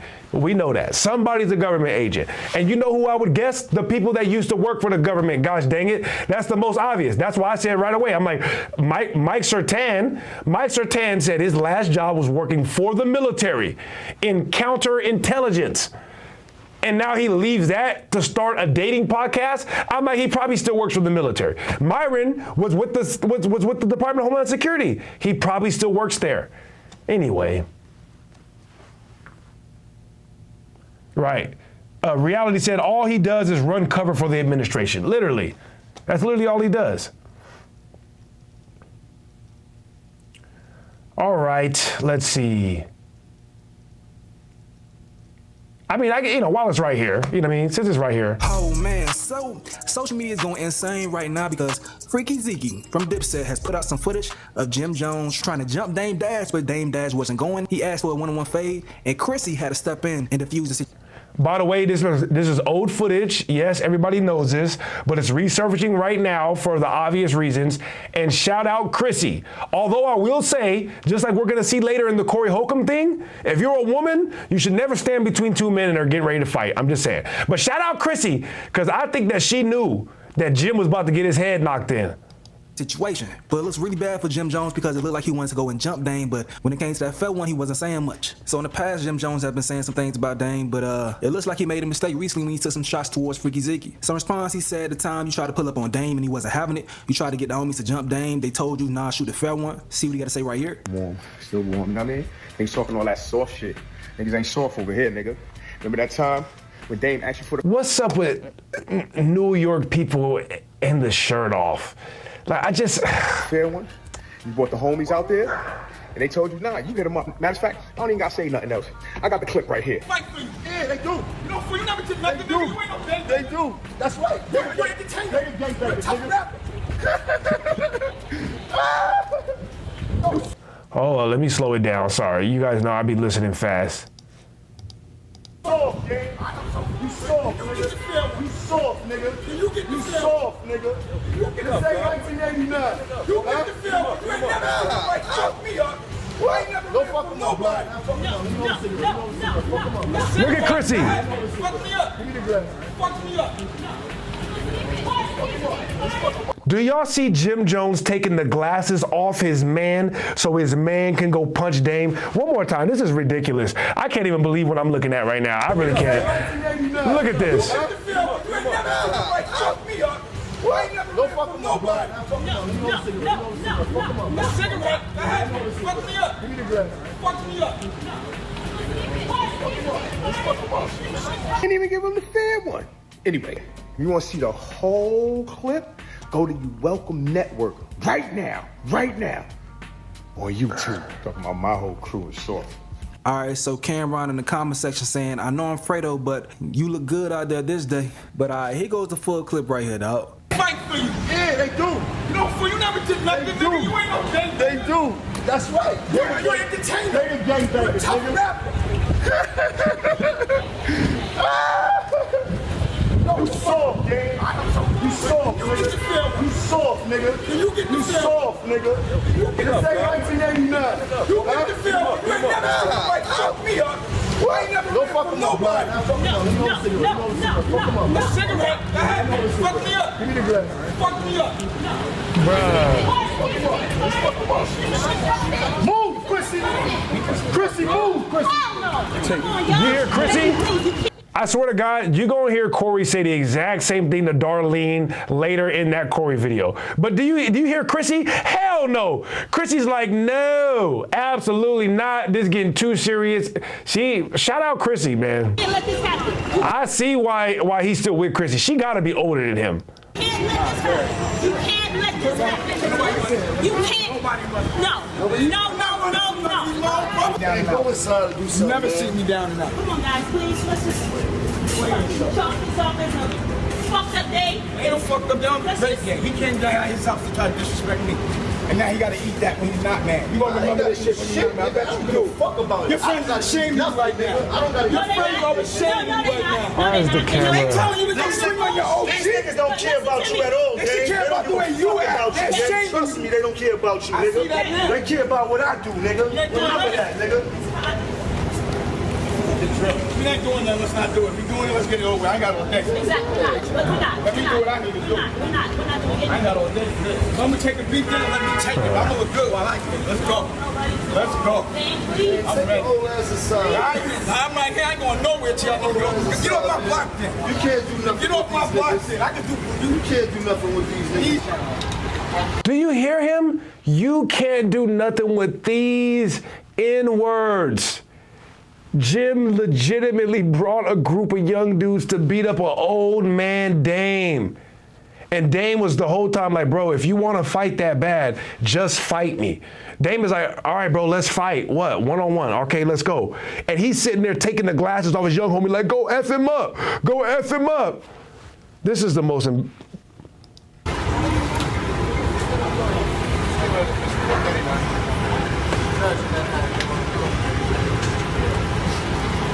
Now, a while ago, Dame Dash spoke on the story, man. Pete, what he had to say right here. You know, I heard what a couple people called me about what Jim said about me, and I was like, I don't know, understand that. And then I heard what Cam said. You went and got a couple niggas, and I know these niggas, they my niggas too. You tell them you got a problem, they jump in the car, they don't know who you got a problem with. They get down there as Dame. You bought niggas to jump Dame Dash? Really? Dame Dash? You couldn't fight Dame Dash? You can't fight Dame by yourself? Lucky the niggas that you bought was like, oh shit, hold on. I thought we was coming for some real beef. This Dame Dash. But Dame ain't no sucker. Dame was ready to fight all three of y'all. And then when Dame ain't realized, but Dame realized the other two niggas wasn't doing it, he said, I want to fight you. Right, I want to fight you. I want to fight. Dave said, why you got muscles? You said, I got muscles to look good. You know why I know? Because it's on tape. Did I put the tape out? Did I tell niggas, yo, put that tape out? Because Dame was stunned. Dame said, yo, get the fuck off my block. Them niggas ain't about to do nothing. Dame was in downtown on Orchard Street acting like he was in Harlem and told niggas, yo, get the fuck off my block. I told niggas, don't put that tape out, man. It ain't worth it. You know, that was true. People ask me, it's been brought up. You know, say what you want about Dame, man. Big Coach Gary, he was appalled, but he was like, why didn't you ever tell us? You know, why didn't you ever tell us that he came to the block with his boys and you know, had to almost get into an altercation? It was really like, when someone that I consider family, I've never been in a situation where someone that I consider family actually tried to have somebody physically put their hands on me. It blew my mind. The level of disrespect, it was so un-Harlem that it was embarrassing. That one of the ones that I raised would actually try to have me hurt. And for what? You know, what could have been done in that moment that you would physically want your man or someone that kind of helped you to get humiliated? Because that's all that would have been if somebody would have came on my block, or rather to my art gallery. It was my art gallery, and put their hands on me in front of my girl. So there was just no way that was going to happen without some degree of a fight. But again, what broke my heart was I felt like I raised everybody better than that. And it looked like a black eye to whatever I was teaching. It was just embarrassing. And family business should be within family. But at the end of the day, it's all just been talk. Now, just recently, Jim Jones took these shots towards Dame. Peep this. Impact was on the day. I don't want to hear what this clown has to say. I don't know, like, come on, bro. Like, one more time. Just one more time. But here goes the full clip right here, dog. Fight for you. Yeah, they do. You never did nothing, nigga. You ain't no gang. They do. That's right. You're entertainer. They the gang bangers. Tough rapper. No, you soft, gang. You soft, nigga. You soft, nigga. Can you get the film? You soft, nigga. You get the film. 1989. You get the film. You ain't never fuck me up. No fucking nobody. They telling them, you go do it. Fuck me up. Give me the glass. Fuck me up. This is sad. This is so sad. Move, this is sad.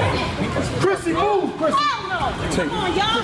Baby, please, you can't let this happen. You can't let this happen. You can't let this happen. You can't. No. Go inside and do something. You never sit me down enough. Come on, guys, please. Let's just chalk this up as a fucked up day. Ain't no fucked up day. He came down his house to try to disrespect me. And now he gotta eat that when he's not mad. You gonna remember this shit when you're mad. I bet you do. Fuck about it. Your friends are ashamed of you right now. I don't gotta. Your friends are ashamed of you right now. No, they're not. They know. You hear Chrissy? He like, your friends are ashamed. She's like, no, they not. No, they not. Don't worry. No, Jim, trust me, Jim, you good. They not looking at you funny, Jim. I'm trying to tell you, I see why they still together. I'm just saying, Chrissy love Jim, boy. Or she know how to protect her money. These niggas don't care about you at all. They care about the way you act. She like, yes, they do. No, they still care about you, Jim. Jim, you good. Trust me. And Dave, you good. I promise. We're all. They trust me. They don't care about you, nigga. They care about what I do, nigga. Remember that, nigga. If we ain't doing that, let's not do it. If we doing it, let's get it over. I ain't got no next. Right. What are we doing? He said, what are we doing? Did you come up here to fight me or what? If not, then why are y'all even here? Why are you here videotaping me right now? Are we gonna fight? He's like, let's go, come on, do it. Oh, shout out Dame, man. I ain't got all this. If I'm gonna take a beat down, let me take it. If I'm gonna look good while I can. Let's go. I'm ready. I'm right here, I ain't going nowhere till y'all know. Look at Chrissy. Chrissy is shadowing Dame like, Dame, please go inside. Dame, please. And Chrissy got a little, you know what? Get off my block then. You can't do nothing. Get off my block then. I can do. You can't do nothing with these niggas. Wow. All right, that's enough, man. Y'all are embarrassing, man. I swear, some of you guys are just, ugh. But I still love you, you know? It is what it is. All right, what we got next? Let's see. Reality said Darlene had no damn awareness for what might happen. Absolutely not. Yeah, absolutely not. Reality said also why MFers get mad and start saying the zestiest one-liners. SMD, you already know, bro. I'm like, don't worry, we'll get to that. All right, we did Myron, pause. We did Jim Jones, pause. So we got Vivek Ramaswamy, Tasha K versus Les Hilarious, and the Andrew versus Just Tree debate. Let's see how long the Andrew versus Just Tree debate is. If it's long, we're doing that next time.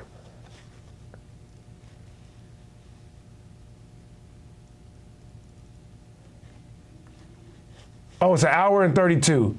Nah. Yeah, we got to do that next time. Whoever suggested we look at the Just Tree debate in the comments, I got you next time, all right? Let's see, another short one. The Vivek one is kind of long. I don't know, I kind of want to hear Tasha K make fun of Les Hilarious.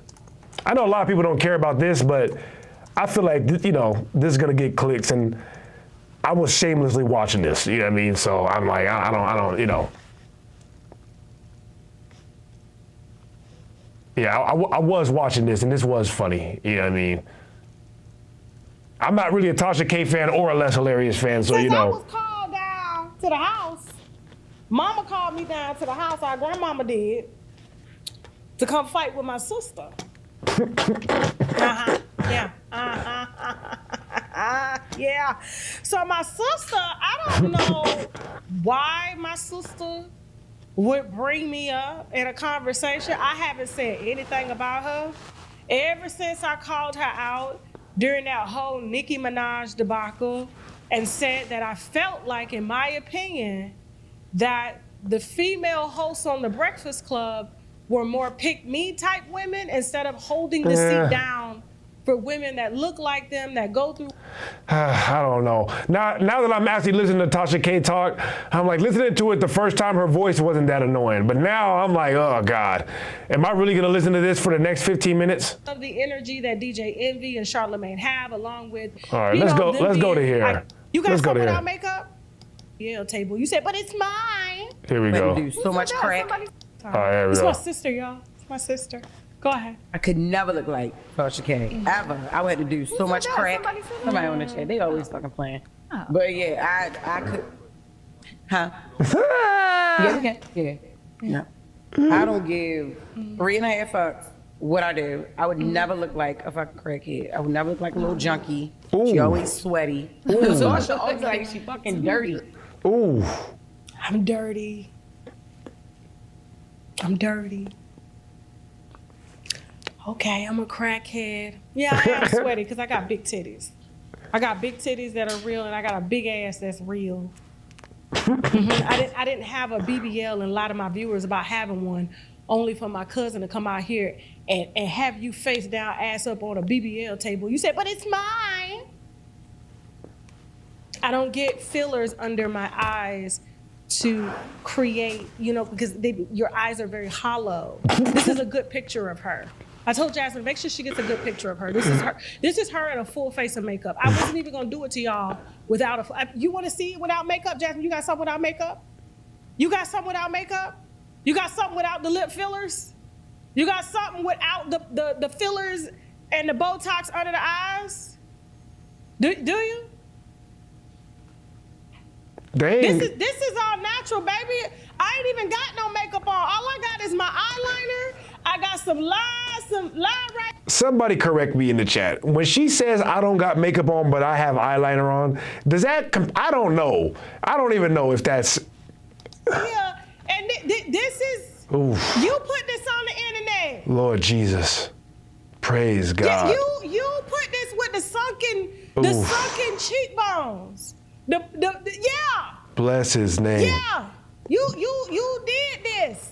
Bless her heart. I don't know what I did to warrant that. I don't know, and I don't care. But what I do know is that I've been on this internet natural eyes. All right, I think that's all I can take. I'm sorry. I just wanted to. I don't know. I don't know what I was thinking. Honestly, that should have me weak when I was watching it. I don't know. Listen to Less Hilarious called Tasha K. I mean, whew. I could feel the meanness coming out of me though. So maybe I need to just move on. Entropic Jester said, "Why would I put my feet on another man's couch?"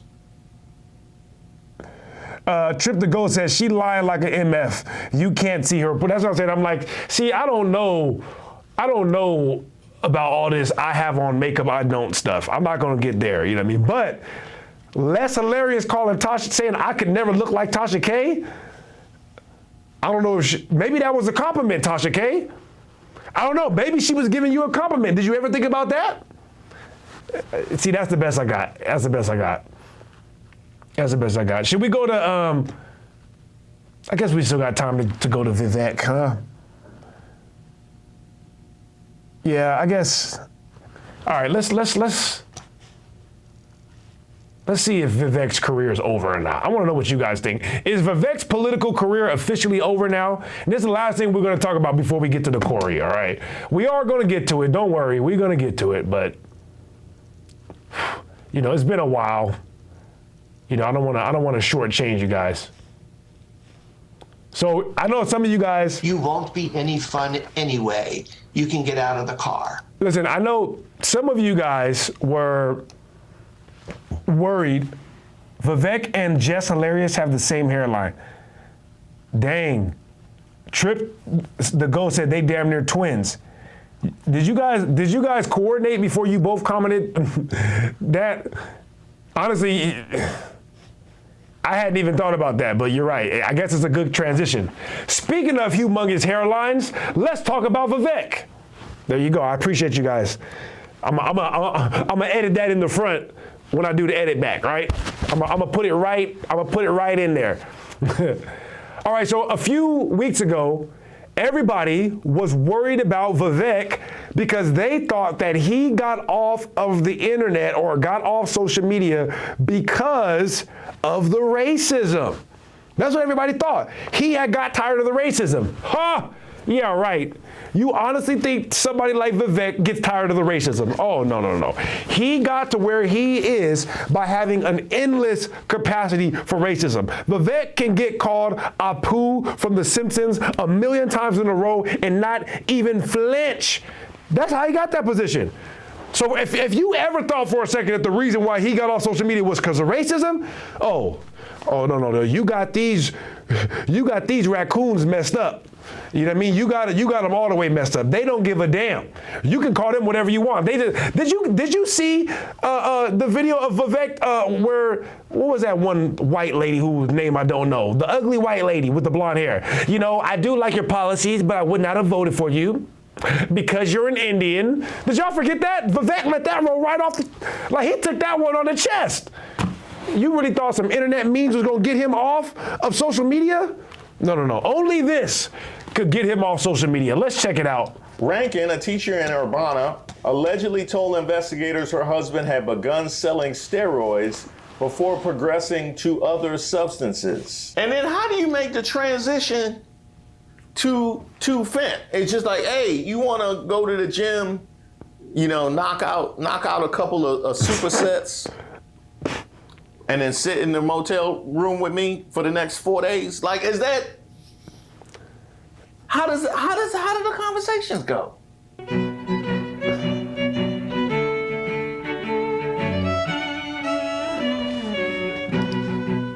Shout out Reese, by the way. As you guys know, I don't necessarily agree with Reese's politics, but he's an ex-comedian, so at least he tries to be funny, and I appreciate that. Now, this is, and don't forget to like the video. My name is Reese Waters, and this is Street Politics. Now, But what I want to talk about is this man is Vivek Ramaswamy's family bodyguard. Ain't no way. No, because Vivek Ramaswamy would suit up for the Cleveland Browns to endear himself to Ohio. Ain't no way that happened. Hey, Vivek, they lying on you. I told you about them. Because ain't no way your big reveal went that bad. Gentlemen, please welcome to the stage, Pastor Jeff Torrey.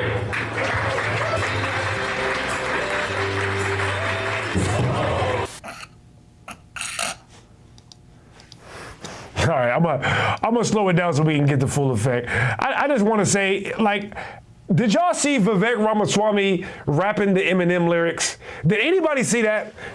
Honestly, I haven't looked at Vivek Ramaswamy's face since I saw that video. I'm gonna be honest, I haven't even been able to look at him. But let's watch that one more time. Gentlemen, please welcome to the stage, Pastor Jeff Torrey.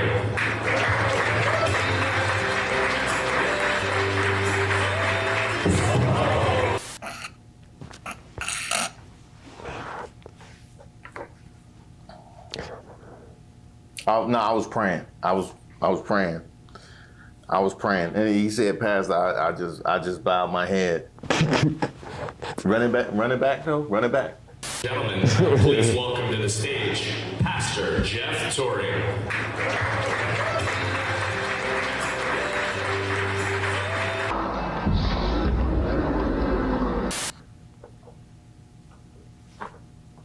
He good though? He good? Okay, we can laugh. We can laugh.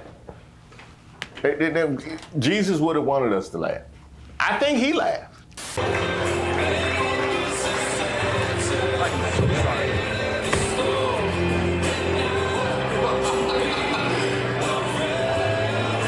Only Jesus walks on water, not this guy. That was a good recovery, though. that was a good recovery. Only Jesus walks on water. Does anybody walk on wood? Because apparently you don't walk on wood neither. Yeah, I'm like, bruh, that was not water. My bad, Vivek. Apparently it did go that badly. I didn't realize. How did they receive your running mate?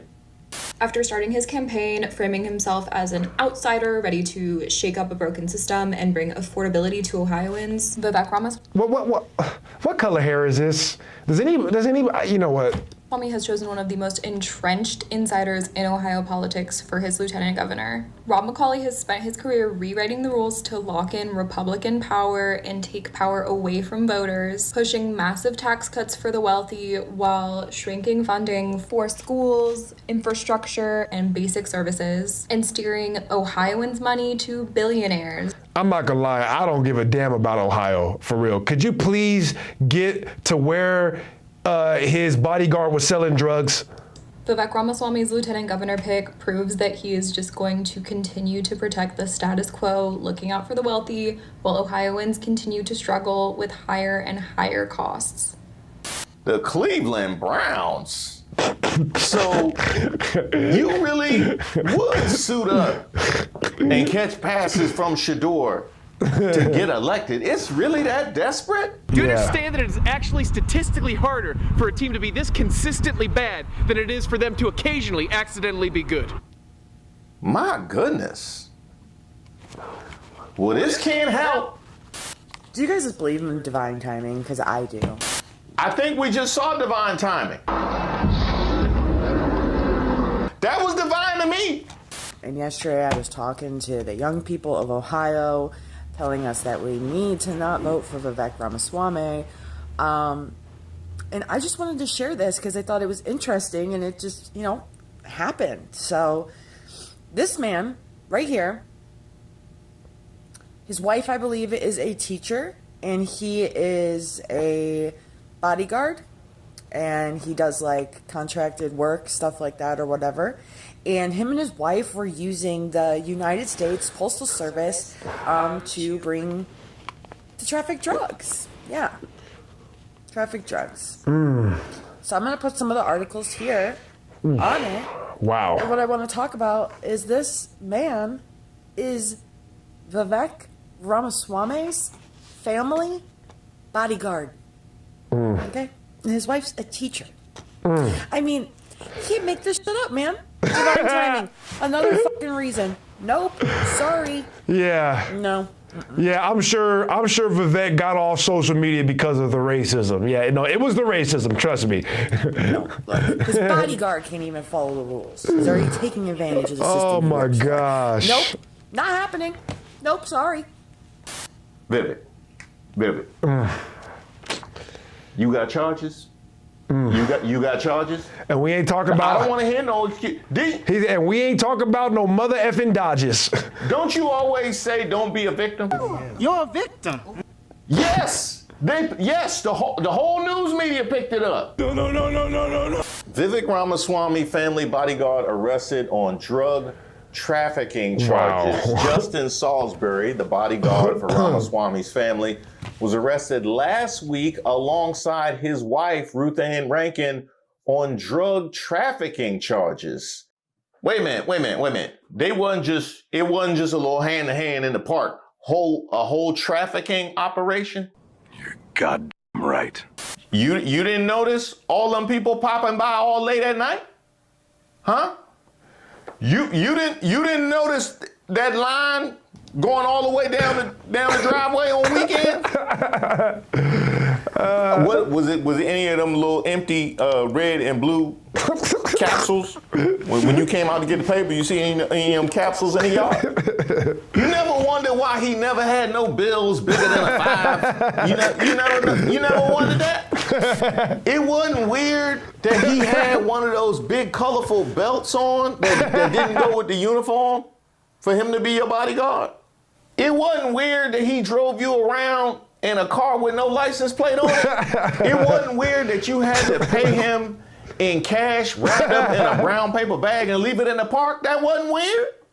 It wasn't weird that he refused your guest room because he wanted to work out of the motel. It wasn't weird he was always with Don Jr. I'm weak. That wasn't weird to you at all. Ramaswamy, a former Republican presidential candidate, is running for governor of Ohio, and Salisbury is part of his security team up until his arrest. The Ramaswamy campaign team said that before his employment... Imagine having a name like Salisbury, too. That's wild. I mean, that's just the cherry on top.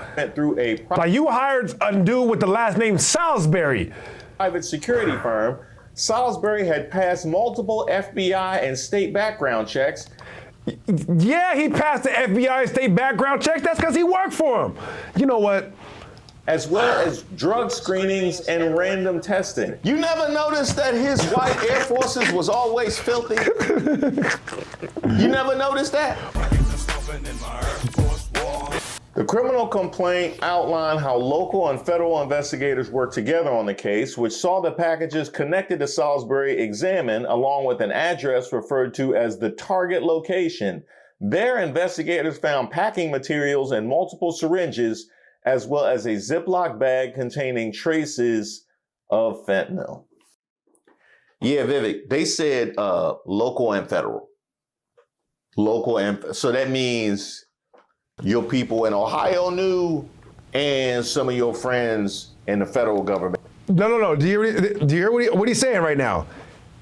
Knew. And nobody rocked with you enough. Think about it. Yeah. This was an investigation that was ongoing on the bodyguard of a government candidate in Ohio and a past presidential candidate, and nobody warned him whatsoever. Nobody said, hey, by the way, we're investigating your... At least they're working together. That's more than we can say for Minneapolis.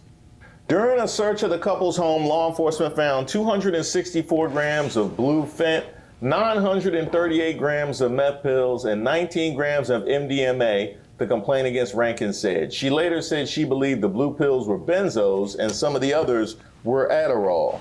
I'd have said it was Tylenol. Right. Hey, wife started singing right away. Think about it. The wife was, oh my gosh. Yeah. Saving time. I colored my Tylenol. I'd have said it was Tylenol. I'm saving time. I colored my Tylenol because they're trying to take Tylenol away from people. I would have said the exact same thing. Listen, I thought it was all Advil. I had a friend, my friend told me that he had a good deal on some Advil, and that the only reason why it comes in these packages is because they ran out at the store. I believe that? Of course I did. I thought it was Advil. I have no idea what's going on. People. So all this is all Tylenol. I'm trying to continue to get Tylenol to these mothers. Don't take Tylenol. There's no downside. Don't take it. Rankin, a teacher in Urbana, allegedly told investigators her husband had begun selling steroids before progressing to other... Like Patti LaBelle, boy. His wife turned into gosh dang Aretha Franklin. I'm trying to tell you that, look. Other substances. And then how do you make the transition to fent? It's just like, hey, you want to go to the gym, knock out. Immediately she said, listen, he started selling steroids, and then I don't know what he got into. And then sit in the motel room with me for the next 4 days. Like, is that, how do the conversations go? Off the motherfucking drugs, The U.S. Postal Inspector. I'm like, dude, who do you think sells drugs to these people? How do you think these people get their drugs? They get them from these bodyguards that you hiring. You know what? Protection Service was the leading federal agency on the case. Part of its remit is to combat drugs being sent via the U.S. Postal Service, with almost 8,000 pounds of meth seized in the fiscal year 2024, along with over 3,000 pounds of synthetic opioids, which include fent. He was mailing it. He was mailing it. I wonder how you know what size package to get. Because a lot of times I have to go into the post office to package it to get the right package, just to make sure. If it's a valuable, if it's a valuable package, you got to make sure that it's packaged correctly. So did they help him with it? Maybe that's how he got caught. Maybe he was asking the postman to help him, wrap his fent, and then that's what they, that's how they get you. That's how they get you. Oh, buddy is sick. I heard some scraped off the top when he tried to put it in one of those little drop boxes. That's what I heard. Because the next person came and it was just remnants all over the mouth. Like the box head was tweaking. God. Buddy is sick. No, that box was lively. They couldn't even get nothing in there. That box was wilding out. Prosecutor said the couple. All right. Listen, that's enough. I wanna just play this just in case you guys thought that Vivek. Oh, you got one? It don't matter, he's dope. He don't matter, he's dope. He's so sad. Yeah, we're gonna come back to that after. I'm sorry, we're coming back to that after. But just in case you guys thought that Vivek was gonna get off the internet because of the racism, don't forget about this. That's true. They are off the racism. That is a positive. Oh, and I agreed with many, many things you said during. In fact, probably more than most other candidates when you were running for president. But I still would not have voted for you because you're an Indian. We'll get back to that. I'm sorry. All right, so this is I honestly thought Vivek's career was over after this clip came out, but I don't know. What do you guys think? Is it over now? Because apparently this didn't do it. I have no idea how this did not end his political career. No idea.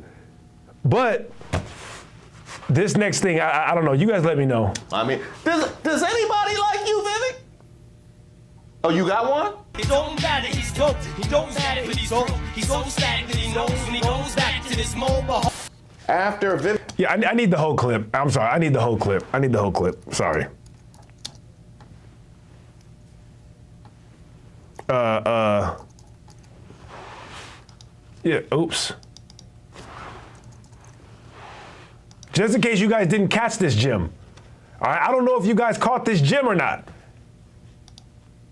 Now the clock's run out, time's up, over, plow, snap back to reality. Oh, there goes gravity, oh, there goes gravity. He's so mad, but he won't give up, daddy. He knows that he knows, he's so mad, he's so mad, he don't matter, he's so sad that he goes back to this mobile home. That's when it's back to the lab again. Open so rap, so you better go capture this moment and hope it don't catch.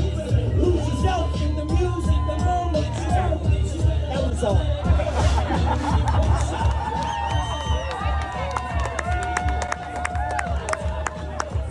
Oh my God, he knows our rappers.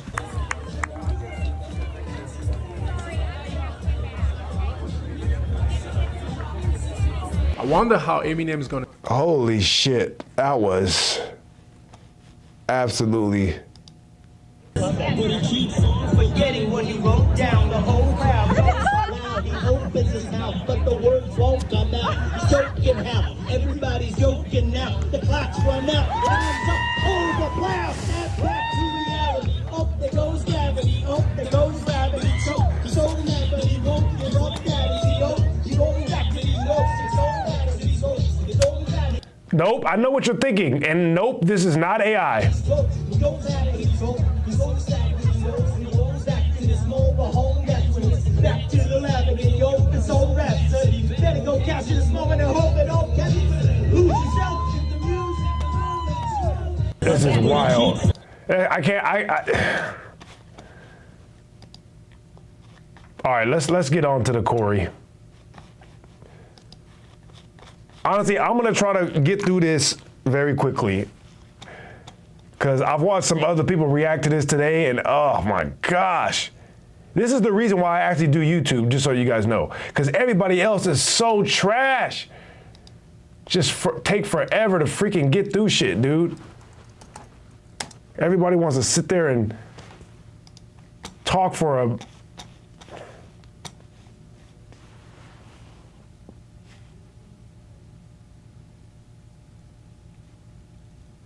All right, it gotta be this one, right? I haven't even. And if ain't nobody got the power to, you know, in New York, Fani Willis, down in Georgia, all of those are black women, specifically that met with Kamala Harris. Oh yeah, this is wild. This is wild. Take her views on things. This makes it interesting. excuse me, ma'am, you need a mic, ma'am.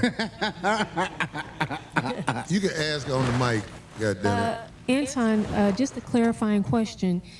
What about, are you comparing racism with prejudice? Do you think black people can truly be racist, or are we just prejudiced? No, I think that there's a lot of people that hate white people, like straight up hate white people. And it's very unfortunate because they're not even the ones that's winning over here. We compare ourselves against a group of people that the majority of them is on food stamps and welfare. They would be a disappointment to their ancestors. Right, but isn't true racism a system that controls access to, you know? Well, that's the argument, right? The argument is we can't make sure white people don't get access to certain schools and you know, programs and things like that. The main way that they... You need to be empowered to be racist, to be quite honest. See, that's what What's good, JD? I see you in the chat. Reality said, hilarious. I did that as well, but I was 10. I was going to say, y'all, that's the argument that black people make, is that you can't be racist if you can't actually have an impact on another group of people. So it's supposedly systemic. It's false. Really? That's not the argument, you dumb idiot. The argument is, why would you spend even 1 second talking about racism that comes from a group of people that have zero MURDERS outside of their own country? It makes absolutely no sense. And 80% of those MURDERS comes internally. So why would you be talking about the racism that comes from a group that does negative things only to their own group? There's another group whose racism actually translates to real life. That's the argument, at least the nuts and bolts of it. It's not that black people can't be racist. It's like, what is black people being racism? What does that even mean? How does that take effect in real life other than black people saying, I don't like white people? That's the best you can come up with. What does black people being racist affect in real life? Well, there are black people that say, I don't like white people. Okay, what does white people being racist affect in real life? Oh, mass unaliving and war campaign around the entire planet. Colonialization, the uprooting of history, the stealing of land and buildings. That's the point. So for you to say, well, we got to focus on the racism of this group too, it sounds like you're coping for some colonialist. That's the point of the argument, you dumb idiot. Really? I just seen a guy that used to be the president of the United States of America that wanted to becoming the president of the United States of America for the second time almost get everything taken away from him. Literally. And he was basically being taken down by black people. President Trump just almost lost everything because of black people. Right, because it was a black lady that sued him for, you know, raping her, right? That's right, it's the black judicial system that is trying to take him down. That's right, it's the black lobbyists that are trying to take him down. Okay, that makes perfect sense, bro. Make it more obvious that all you do is kiss white people's ass. Kamala Harris, Letitia James, who was the... Reality said racism is not defined by hate. It's defined by oppression. And listen, I'm not even saying I agree with it necessarily, but that's the argument that everybody is making. They're not saying that black people don't hate white people. There are some black people, of course. What they're saying is that black people they're not oppressing anybody other than their own. Europeans are oppressing every damn body around the planet right now. Every damn body in the Middle East, in South America, and in Europe, and in Asia. Now. You know, in New York, Fani Willis, down in Georgia. This is nonsense. All of those this are is all black nonsense. Specifically, this is all met nonsense. With Kamala Harris months before they actually started. This is all complete nonsense. Administration, and it's so funny to me because then I have to ask myself the question. Well, listen. But why does his head look like it don't fit the size of his body? Why he got the head of Rick Ross, but the body of Meek Mill? Look at this. He got Meek Mill's, my bad. He got Meek Mill's shoulders and Rick Ross' body.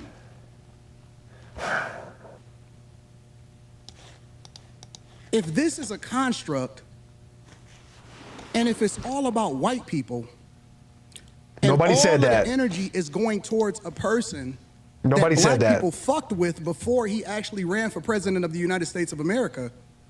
But we What does that champion mean? Barack Obama. Who? No. Don't nobody champion. Nobody champions Barack Obama. All right, I'm one of his harshest critics. Period. Individually. No, But we don't. we- No, we do. You champion Barack Obama. Speak for yourself. And his wife. No, we do not. We got everybody talking about how she looks like a man right now. What are you talking about? Champion him. Hell no. Absolutely do. And No, we absolutely do not. You know I know that. That's why I ain't arguing with Hell no, we do not champion no damn Barack Obama. you. Didn't know that? I'm a straight up, up and down Republican. And matter of fact, people need to really understand their history because Republicans were the party of black people. Shut up. You have no idea. You have no idea what the hell you're even talking about. They were the party that actually freed the slaves. No, they didn't, you dumb bitch. Lincoln didn't free any of the slaves in the North. That's right. He wrote the Emancipation Proclamation to call. And you don't even know who the real sides were. That was an invasion that Lincoln was doing on the South. All right. Remember, I did that stream where we actually talked about what happened in the Civil War. I don't want to hear any of that bullshit. What the hell is this dumb? That's what I'm like, bro. You out of your fucking mind. Lincoln freed the slaves. You out of your. No, the government is what made them slaves to begin with. Lincoln was trying to maintain the slave state by declaring war on the South so that way they wouldn't succeed and declare their freedom against the European-controlled North. You dumb idiot. I'm telling you Right, what you it said stands for. you don't fuck with the backdoor. Out of your damn mouth. I don't either. I don't. That's what it said. You don't fuck with the. Fuck with that gay shit. Look, do you hear this? Conservative means that we're Christians. It means that we don't fuck with that gay shit. But he did a whole interview with the Booty Warrior dude. Y'all know who I'm talking about? And shout out Ant CEO, because I would never ever have even seen this. Like, I don't watch Anton Daniels, and I surely don't watch content with the Booty Warrior. But Anton Daniels interviewed the Booty Warrior. You think I'm lying, don't you? Look at this. Look at this bullshit. Oh, we don't mess with none of that gay shit. You don't mess with none of that gay shit, Anton Daniels? Are you sure about that? Are you sure about that? Look. What was it? Look. Fleece Johnson, Booty Warrior, making a pass at Anton. You're a nice looking man, and if we were in prison, I would have you. He literally says that to him. I'm not playing that bullshit on here. I'm not playing that bullshit on my channel. But Anton Daniels interviewed a man that is known for taking other men. And not only did he interview him, but the man sat there and called Anton handsome in his face and said, if we was in a cell, I would make a pass at you. Anton was like, oh my God, I can't believe that. But yet, so he'll interview the Booty Warrior, but. Conservative means that we're Christians. It means that we don't fuck with that gay shit. Really? I'm telling you what it stands for. You don't fuck with the backdoor shit? I don't. I don't either. That's what it said. You a damn lie, Anton. How do you even know the Booty Warrior? How do you get in contact with somebody like that? What it means to be a Republican is this, because a lot of people like to say, because this is backdoor Republicans. And we were taught by our parents. We were taught by our parents. Bruh. We were taught by our parents that we vote Democrat no matter what, right? Regardless of what they stand for, regardless of the agendas that they push, regardless of how much nonsense. Yeah, that's true, but the Republican Party is not any better, okay? I've been telling y'all since the beginning, it's all a damn trap, all right? I don't want to hear none of that nonsense. That we see in our communities, regardless of how many people, how many Democrats actually destroyed our cities from Chicago to Detroit, all across the board.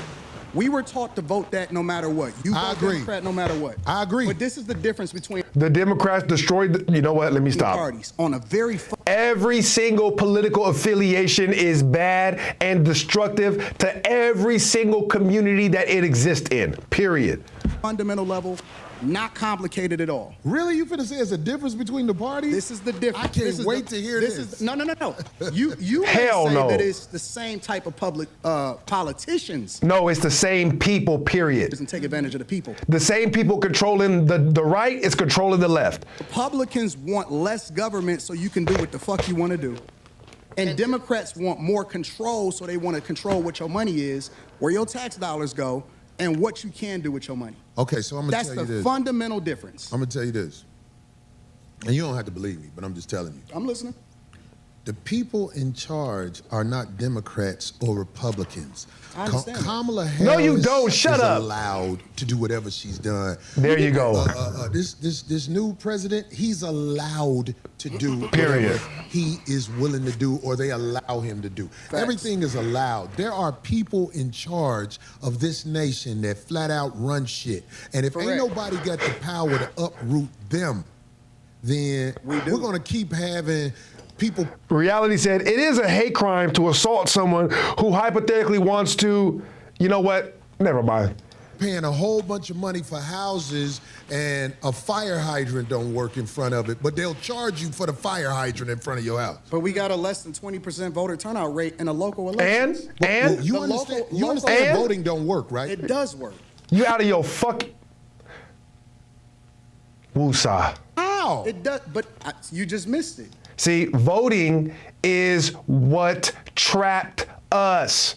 Okay? The idea that you would willingly give your consent over to whatever decisions a government makes for you, this does not stand up in any court of law unless you sign over your rights by voting. And I'm not speaking against voting, all right? Do whatever the hell you want to do. But you know how they get your consent? You vote. That's how you say, you know what? Whatever you guys decide, I'll go with it because I'm participating. If you don't participate, they don't have dominion over you. And I'm really not even supposed to be talking about this. We have a less. I heard everything you said. I can't wait till you tell me how voting makes a difference in this country. We have a less than 20% voter turnout. Good. In local. Ain't nobody going for the sucker shit no more. We got to go. You're missing it. You got to uproot the people in power before a real difference happens. Voting is for suckers. It's not. People that don't vote are ignorant as fuck. Well, I get. Yeah, well, you ignorant as fuck because you don't even know what the purpose of voting was to begin with. You dumb bitch. I'm ignorant because I would never participate in those. Right, exactly. You're a dumb bitch. If you don't vote, you're ignorant as fuck. Oh, really? Oh, really? So you're telling me that if 50% or let's say 51% of the people decide what 49% of the people have to do, that 51% of the people should be able to control the 49%. That's what you're saying. You're saying that, listen, if we got 10 people in a room, right, and 6 people want to control the other 4, hey, the 6 people should be able to tell the other 4 to do whatever the hell they want to do. But we're ignorant as fuck for not participating in that. All right. People that don't vote. I'm going to show up and vote like a sucker. And not only is it. Exactly. Exactly. We had Republican presidents. We had Democratic presidents. We in the same joint. Don't nobody got to hear what you say because you a damn idiot. Don't nobody give a. I don't give a fuck if it's local. You a moron and you don't look good in that shirt. Pause. No, if you vote first, the first thing that it means is that you respect your ancestors that died for your right to be able to. Shut the hell up. They took the land from our ancestors by convincing them to vote. You dumb idiot. They didn't die to vote. They died because they fucking voted. You.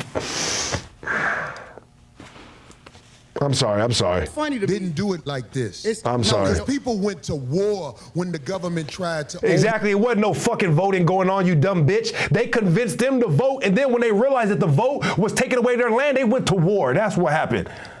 Throw the people and the power of the people. It was wars. There hasn't been a war inside the U.S. where the people who getting fucked over are doing something about motherfuckers with 30 felonies being the president. It's war. All sucker shit going on. It's a war every day. It's just not physical anymore. Shut the hell up. It's here. Physical war. You sound.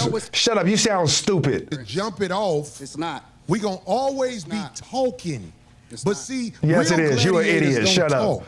Facts. Real gladiators make it happen. Right? Think about it. Me and Reality talked about this the other day. He asked me on TikTok, all right, what's the next step? I'm like, listen, I can't talk about it on here, all right? That's, you already know. You know what I mean? I'm just up here to spread ideas. You know, the stuff that we gonna do, we're not talking about it. Happen. And the gladiators, I ain't gonna lie, we are under control right now. We haven't rose up and did what needs to be done. Who are you under control by? It ain't. You under control by the people who will motherfucking blow this motherfucker up. We ain't stupid. Who is he? Because I want to know who. Why do you think that ICE agent was able to shoot that woman? I want to know who the. You see, he's like, well, who are we under the control of? The people shooting everybody in the face. The people walking around with masks on and guns. See? Hold on. Let's be real. How could y'all watch Fuck this? that woman. Well, that's what you would say to somebody you don't know or whatever. No. I'm on the streets. I've been pulled over by the police, Who ain't on the streets? or the I'm in ICE Detroit. agents. You in LA. Shut up. You ain't nowhere in no damn Detroit, boy. You in the damn house with that motherfucking tight ass shirt on. Choose to stay in the core of my city. And I choose to participate in my Shut neighborhood. up. I choose to tithe to the streets. Shut up. You walk around with motherfucking bodyguards because you know Kenyon Martin finds your ass. He gonna bust you in the damn glasses. And give jobs. I employ over 50 people. I put my money in my community with my people. So I choose to engage. Good for you, homie. So when we talking Good about for being you. in the streets, that don't count to me. I don't Well, hear that's that what shit. should count. I don't hear that because shit. out there in the streets where the people live that you helping, they could get pulled over and shot by a cop, and an investigation will be said. But here's the truth: we know, I believe you know this already. When the cops shoot you, ain't nothing you can do about it. Boom. God, this is so crazy.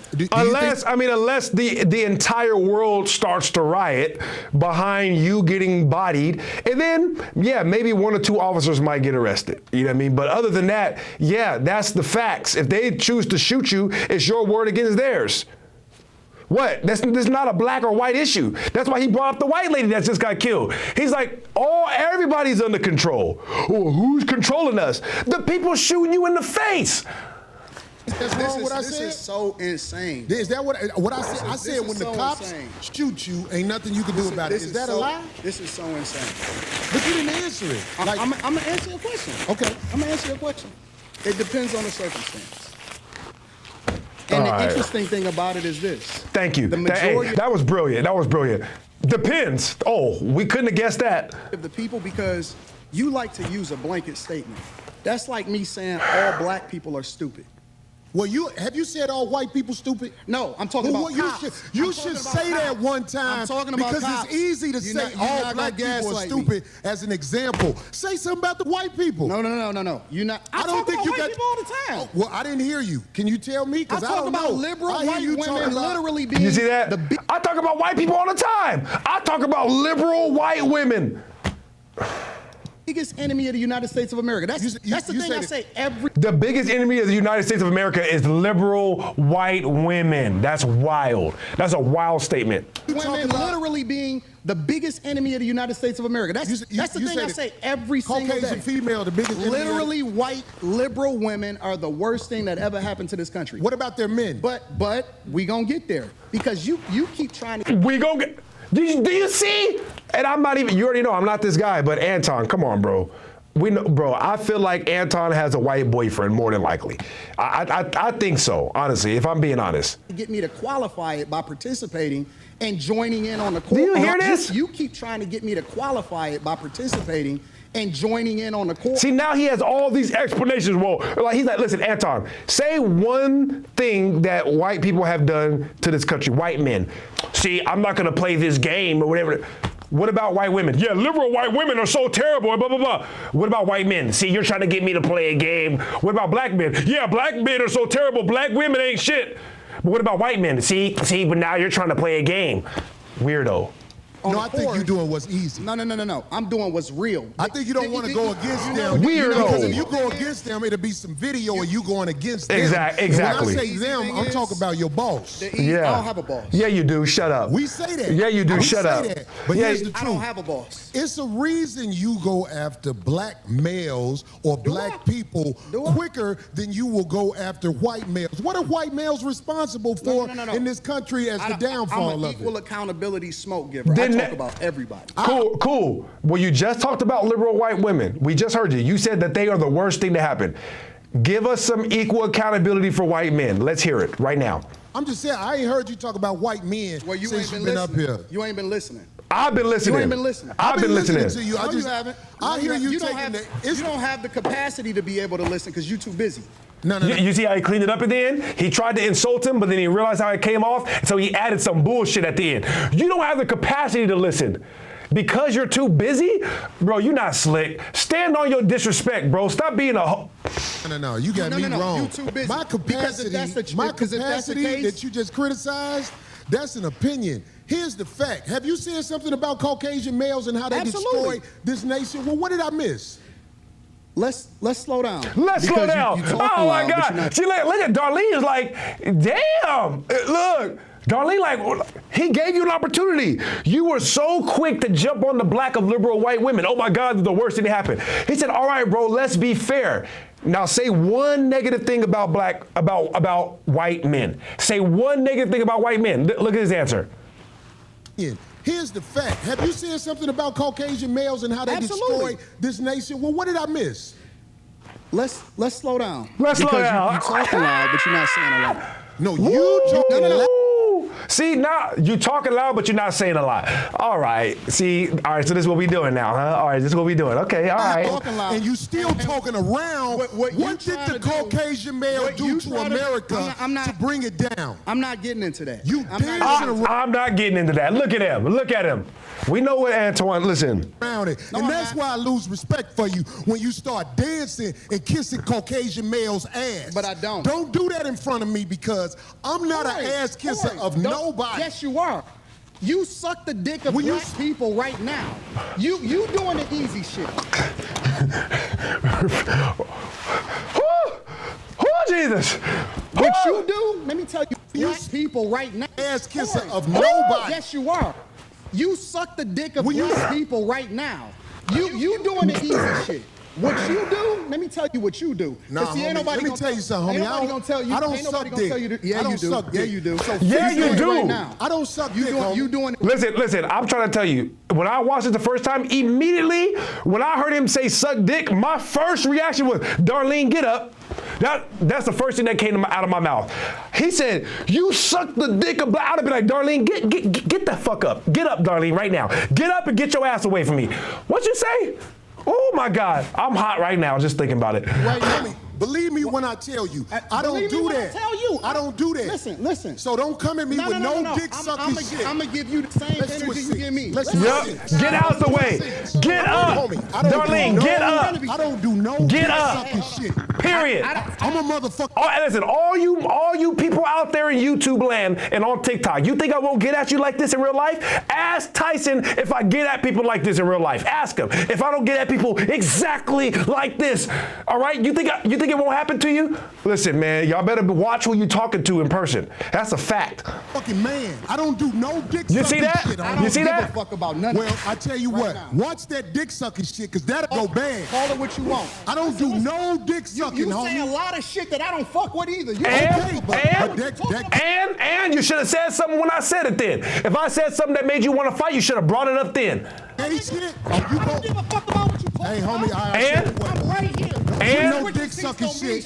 Don't put no dick sucking shit on me, nigga. I'm from Detroit Say I suck a dick again. I'm right here, right now. Say, that's what I thought. You understand? Listen, bro. He like, listen, bro. I'm not trying to fight you, bro, but you're not finna be up here disrespecting me, talking about I be dick sucking nothing. All right, tell me I suck dick again. No, we good then. All right, we good then. Yeah, don't worry. We good. And there's nothing wrong with that. I'm just saying you shouldn't want to fight. You shouldn't have even like the minute that you know what? Respect your Dance around it. Dance around it. No. I don't do no dick sucking shit. I'm gonna respect you because it's your platform. Back up, Darlene. Back up. And I come out here to have a conversation. We good. But We good. We good. We good. I just did. I just did. What you mean? I ain't, what? What is he talking about? We good. But We you're good. not bossing up on me. Nigga, I just got in your face, all the way in your grill to where you had to back up. I said, tell me I suck dick again. And you refused. And so we good now. All right, we good. We good. I did already. I don't do dick sucking Put the microphone right down, right now, and go out back. I don't give a fuck about it. Ain't no out back. What's he? See, this is a cop out. We can go out back. What you mean go out back? Ain't no out back. I just got in your face right now on camera, and I said, say it again. If you wanted it, you could have said it, and it would have went down right here. Ain't no out back. What the hell you talking about? Now you want me to get up and walk out so you can get next to your security? That's right. He got security right there. That's why he like, well, let's go out back. You want to go out back because your security back there. I'm right here right now. Ain't no out back. No, sir. Homie, you just running your mouth. I'm not running my mouth. You running your mouth. I don't do you no doing dick this shit for sucking the shit. internet. You doing it for the internet. Now, if Yeah, you want to aight. say your time. Yeah, aight. Hold on. If you want to say... I'm doing it for the internet. Yeah, all right. Listen, I'm in your face. Tell me I suck a dick again, and then we'll see who's doing it for the internet. If you think Corey's doing it for the internet, you should have told him again when he got in your face. If you think he's real, then you won't say it again. You know why? Because you know he's finna sock you out. Show you I ain't doing it for the internet. If you want to say Anton, listen, don't disrespect me like that. He said, I'm gonna show you right now. You think I'm doing it for the internet? Say it again, and we'll see. We'll see. If you want to say Anton, don't disrespect me like that, I'll respect you. But don't boss up on me because you said a lot of shit too late, Anton. Too late. to me today that I don't fuck with either. Well, you should have got down about it. Obviously, I'm more realer than you. But I let that shit ride because you don't know me. No, you let it ride because you ain't got a choice, because you wouldn't go do nothing, because that fat head is attached to a skinny ass body. That's why you wouldn't go do nothing, because you just got a big head. You don't have a... You don't know me. So I'm going to extend the same respect to you. You called me out of my name. You said some wild shit, especially with regard to how it call this nigga out his name. Nigga, No. I'm telling you that you did. No, he honestly didn't. He said you be ass kissing white people, which is a normal statement. Then you said, well, you be sucking the dick of black. It's just, come on, bro. What are you? Why is that in your head? Why is that automatically where you go? That's why I think he has a white boyfriend.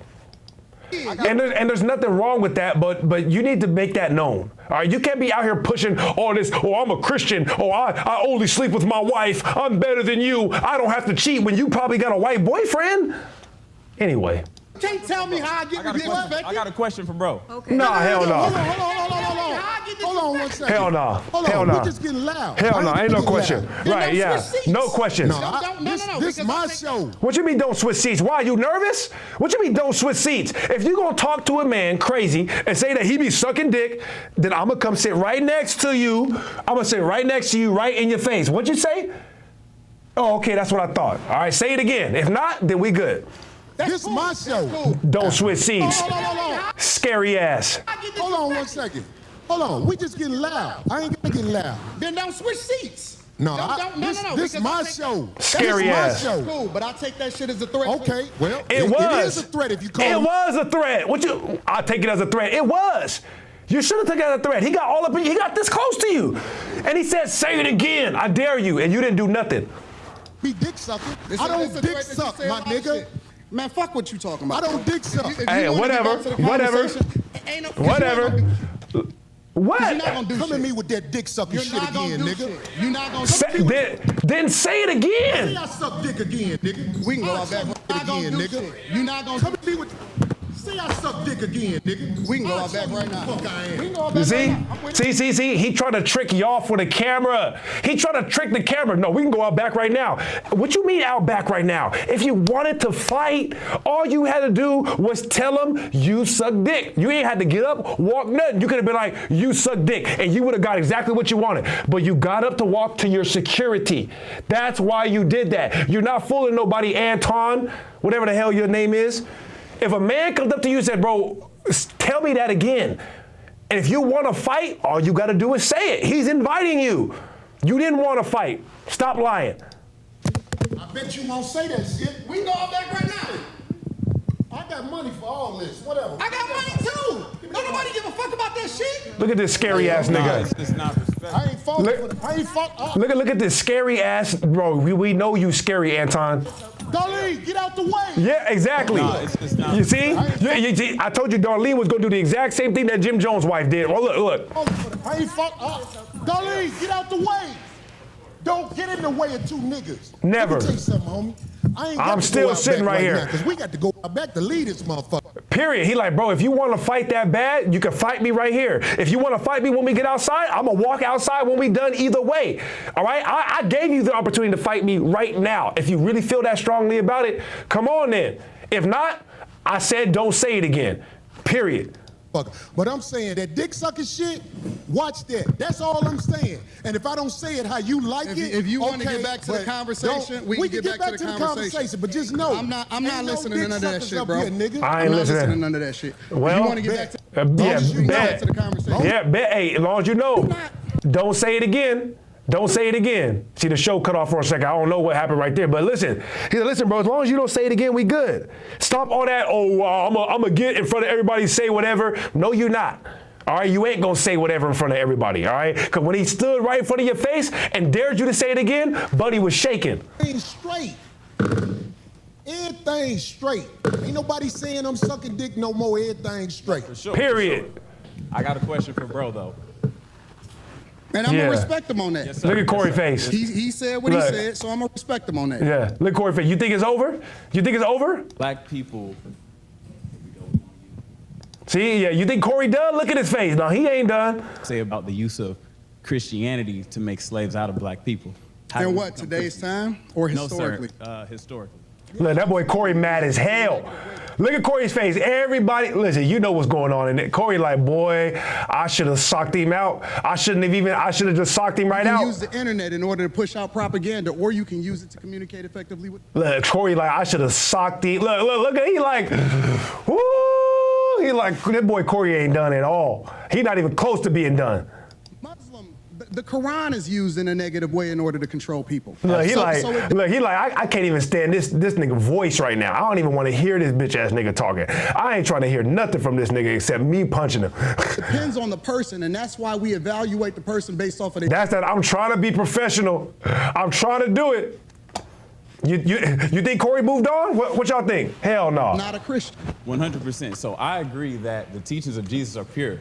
However, in the hands of Caucasian white males, that's not true, because I know some good Caucasian white men. The teachings of Jesus. And I know some bad Caucasian white men. Okay, right, so correct. Look, check this out. This is what point, let's keep everything respectful. Listen, this is what I'm saying. Look. The reason I don't have a lot of people. See, look, he right back to it. You already know. He right back. He like, listen, I know we said we moved on, but I ain't done, all right?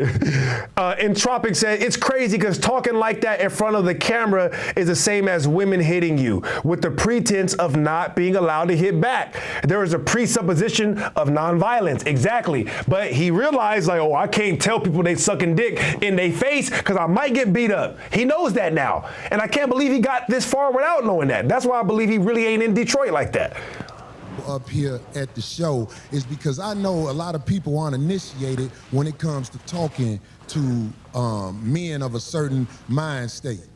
And I don't believe you knew what you was doing when you said something about dick sucking, brother. See, look, see, look, he right back to, look, he like, listen, man, I can't get that out of my head, bro. You coming up here in my studio telling me that I'm dick sucking, I just can't believe you had the audacity. Okay. Hey, bro, I appreciate that. He apologized. I appreciate that because this ain't no show. The last thing I want to do is get into it with you physically, but I have a switch. But I will. I do too. When I'm a man, just like I you. respect your switch. But I will. I respect you too. Okay, good. I'm glad, brother. We good. It ain't no fake shit right here. Absolutely, I'm with it. We straight. See, Corey is better than me, boy. He better than me. A lot of people don't know the way I was brought up. You can't step to men like that. So I'm not checking you.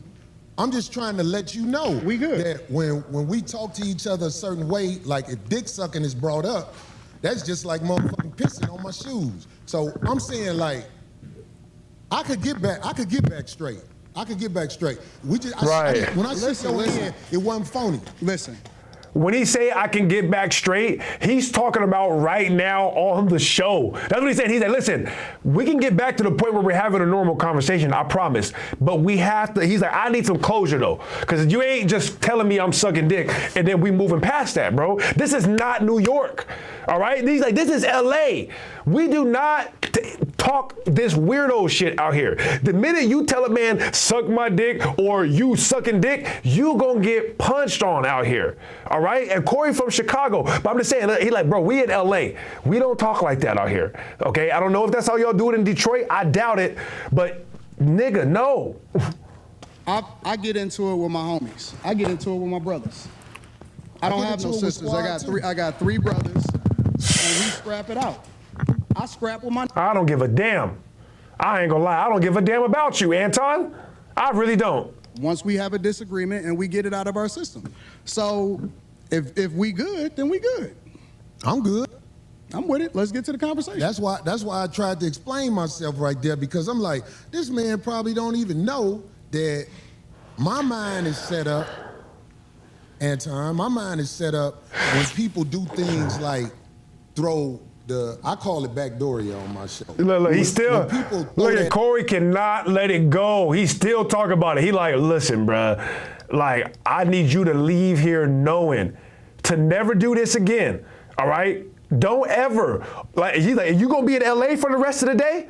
Do not walk around LA telling people that they sucking dick. Something gonna happen to you, dog, for real. I'm trying to get set up. I think I'm a lot. My bad, I'm saying the D word too much. I'm sorry. Get at me, but I'm saying like. Well, but see, I don't believe you, Corey. I don't believe you, bro. Okay. And let me tell you why I don't believe you. Because you do the same shit that you feel offended by. Really? You do, absolutely. Can you give me an example? You just did it. You said a lot of shit to me that I. Can you give me an example? He said, you just did it. You said a lot of shit. What did I say? Give me an example. I don't necessarily care about. I ain't said nothing about dick sucking. You pick and choose what's disrespectful because you applying it to you. It's other people out there. Everybody does that, all right? Everybody looks at things that are disrespectful through their own lens. Who listens to this? Listen to me, Anton. But hold on. That don't take that shit. Okay, well, I'm glad you said that. So listen to me, Anton. But hold on. Let me say this last part. Land. But I get it because you don't know me. See, I swear to God, it's that Rick. Is it the beard that makes everybody? He's like a skinny Rick Ross. But I get it. Stop, bros. Just stop, please. And I don't know you, so you don't know what I look at as disrespectful. Bruh. And so as a result, I just let that shit ride. The only thing that ever triggers me is it, and this is why I like to do shows in person. I told you before the show. I said I don't do no more live streams with people that I don't know. Did I not say that? Because I want to see them look in their eyes and see what's really happening. Shut up. You know what? Right? And the reason that is because the only thing that set me off is if somebody make it seem like they ready to do something. See, now, and I actually agree with Anton on this one point. Me and Anton, ironically, are actually the same type of guy, right? We're not the same by any means. But the difference between me and Anton is I'm actually out here in these motherfucking streets. That's the difference, is I'm out here talking to people on an every day-to-day basis, all right? I done had guns pointed at me. I done had people shot near me. Do you understand? So I've been out here to where I know how to communicate with people on all different levels. But I am like Anton, where I'm like, there's nothing that you can say to me that'll get me upset. Does that mean that I get to walk around saying whatever I want to people now because I won't get upset? No. You got to know. Matter of fact, listen, and I think Corey's going to go there, but as a real dude in the streets, you know the most gangster, aggressive dudes, the most aggressive thing that they do is apologize to each other. That's right. I done been in full-blown arguments with people with straps right there. And we've been at each other yelling. You know what I mean? And he'd have been like, well, you said my bad. I'm like, well, my bad. And he's like, well, all right, we're good then. I'm like, all right, we cool. You understand? That happens all the time. Where you might end up yelling at somebody, they might have a strap. And if they feel disrespected, even if you don't mean it like that, you might have to be like, you know, fine, my bad, bro. I didn't mean it like that. All right, we good then. But if you, anyway, but my point is that me and Anton actually are the same type of guy in that respect. It don't matter what you say to me. I will never get upset unless you threaten me with violence. So I understand that point of view, but that don't mean you get to walk around talking to people like that. then I'm like, okay, well, it's all hands up. Fuck the conversation. Well, how about this? People may be ready to do something for whatever reason. They want to be ready to do something. Exactly. What I'm saying to you is, you know, in this world, they are trying to normalize men in dresses. All right, we're gonna skip this part. I could handle whatever is happening out there, but I'm saying, like, I'm still standing on this. I'm standing on this. If a man walking up to me with some homosexual talk, like I could take, I said this before, I could take a meeting at a brother like Tyler Perry's house because I know what's gonna happen if it go bad. The house gonna get tore up. I ain't saying that to act like I'm tough. I'm just saying, I feel you. There's certain things that we as men cannot say to each other without clashing. And it is my opinion. The fact that you even have to explain this to somebody like this. With niggas that I know and where I'm from, if I say to one of my homies, man, suck a dick, everybody will get quiet that we know. And I mean, listen, this might sound like an exaggeration. Out here, being from California my entire life, I've never heard anybody say that, ever. Even as a disrespectful term. It'll go a lot of places, you a B, you are that, what you gonna do? My homies, anybody, I've never heard somebody say that to somebody like that. We just don't say that out here. Hey, sucker this, sucker, huh? I look at that as a sexual pass. That's weird. They'll be like, what is that? What is that? Because it's like, that's the homosexual talk. What I'm saying is, you know what I'm saying? If it's one way to get a brother like me, I know brothers who are preachers that would put their religion down for that right there. That's all I'm saying, black man. Corey letting you know how badly he wanted to punch the shit out of you. He like, bro, I could have been a preacher. I would have damn near still. No, listen. That's where you at. So I'm gonna respect that. Thank you, brother. You don't have no choice. I don't want no drama. As simple as that. I swear I don't want no drama, man. My life is good. Mine's is too. I believe you. My life is good. See, you know somebody's weird when they do stuff like that. He's like, hey, bro, my life is good. He's like, my life good too. And he was talking to Darlene. He's like, Darlene, I got money for all this. He was like, I got money too. I'm trying to tell you, that's that weirdo shit. I'm with you. You know what I'm saying? I ain't want you to come up here for that. It's just the simple misunderstandings that we as men can have. I think older black men. Entropic, exactly. Entropic, and now you know why I get at people the way I get at people. You know, like, I'm just like mean all the time. I'm always like, it's because I gotta get this energy out somehow. Because when people say dumb shit, I get aggressive in my body. I start to shake, and so I have to be mean verbally to get rid of that violent energy. 100%. Like us need to make sure there are boundaries that simply can't be crossed when men are talking. And if you tell me a boundary, Anton, if you tell me a boundary, I promise you, I'm going to do my best not to cross that boundary. I'm not. When I'm talking to Willie D don't like when you call him nigga. And I go out my way not to call Willie D nigga because I look at him as a man. I kick it with Willie too. Did you hear that? Did you hear that? Did you hear what I just said and then what he said? I said, people, you always know somebody's weird when they're always trying to qualify, like, Darlene, I got money for this. I got money too. And what did he just say? He's like, listen, when I'm talking to Willie D, right, I don't use the N-word because Willie D don't like that. He said, I kick it with Willie D too. He said it twice. Why does that even matter? Why are you telling me that you kick it with Willie D? Look at this. When I'm talking to Willie D don't like when you call him nigga.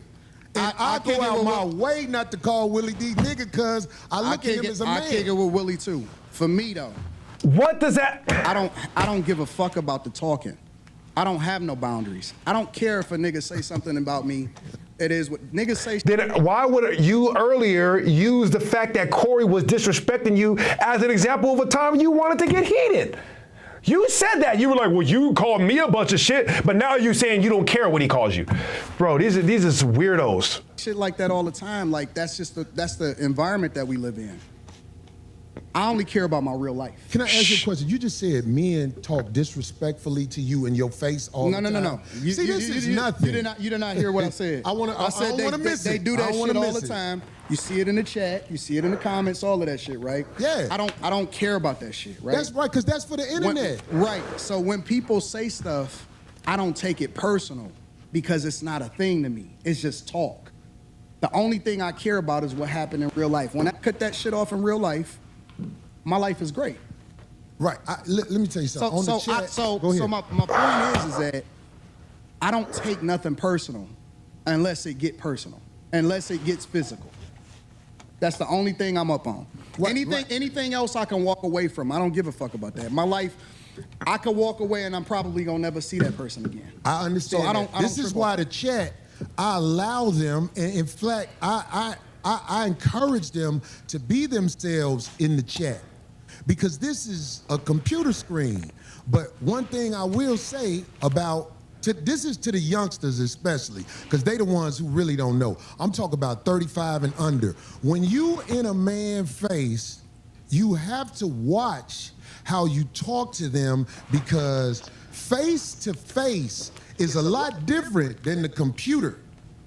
On the computer, I got Let me ask you a question. This motherfucker saying all kind of shit about me on the computer. Let me ask you a question. But if they in my face saying that to me, let me ask you a question. It can go bad. Why? I'm not saying I'm not acting tough. Hold on. I'm not acting tough. I'm asking you a real question. Why do you get triggered if somebody says that to you? Like what is it in you that gets bothered by a switch? Okay, so listen to me. Manhood is all we got left. You really got to understand this. Just give me a second to land on this. I'm with you. I'm listening. If we don't have our manhood, we ain't got nothing. So when a man walk up to you and say something flirtatious to you, when a man walk up to you and say something where he's challenging your manhood, like Anton got challenged with the damn booty warrior.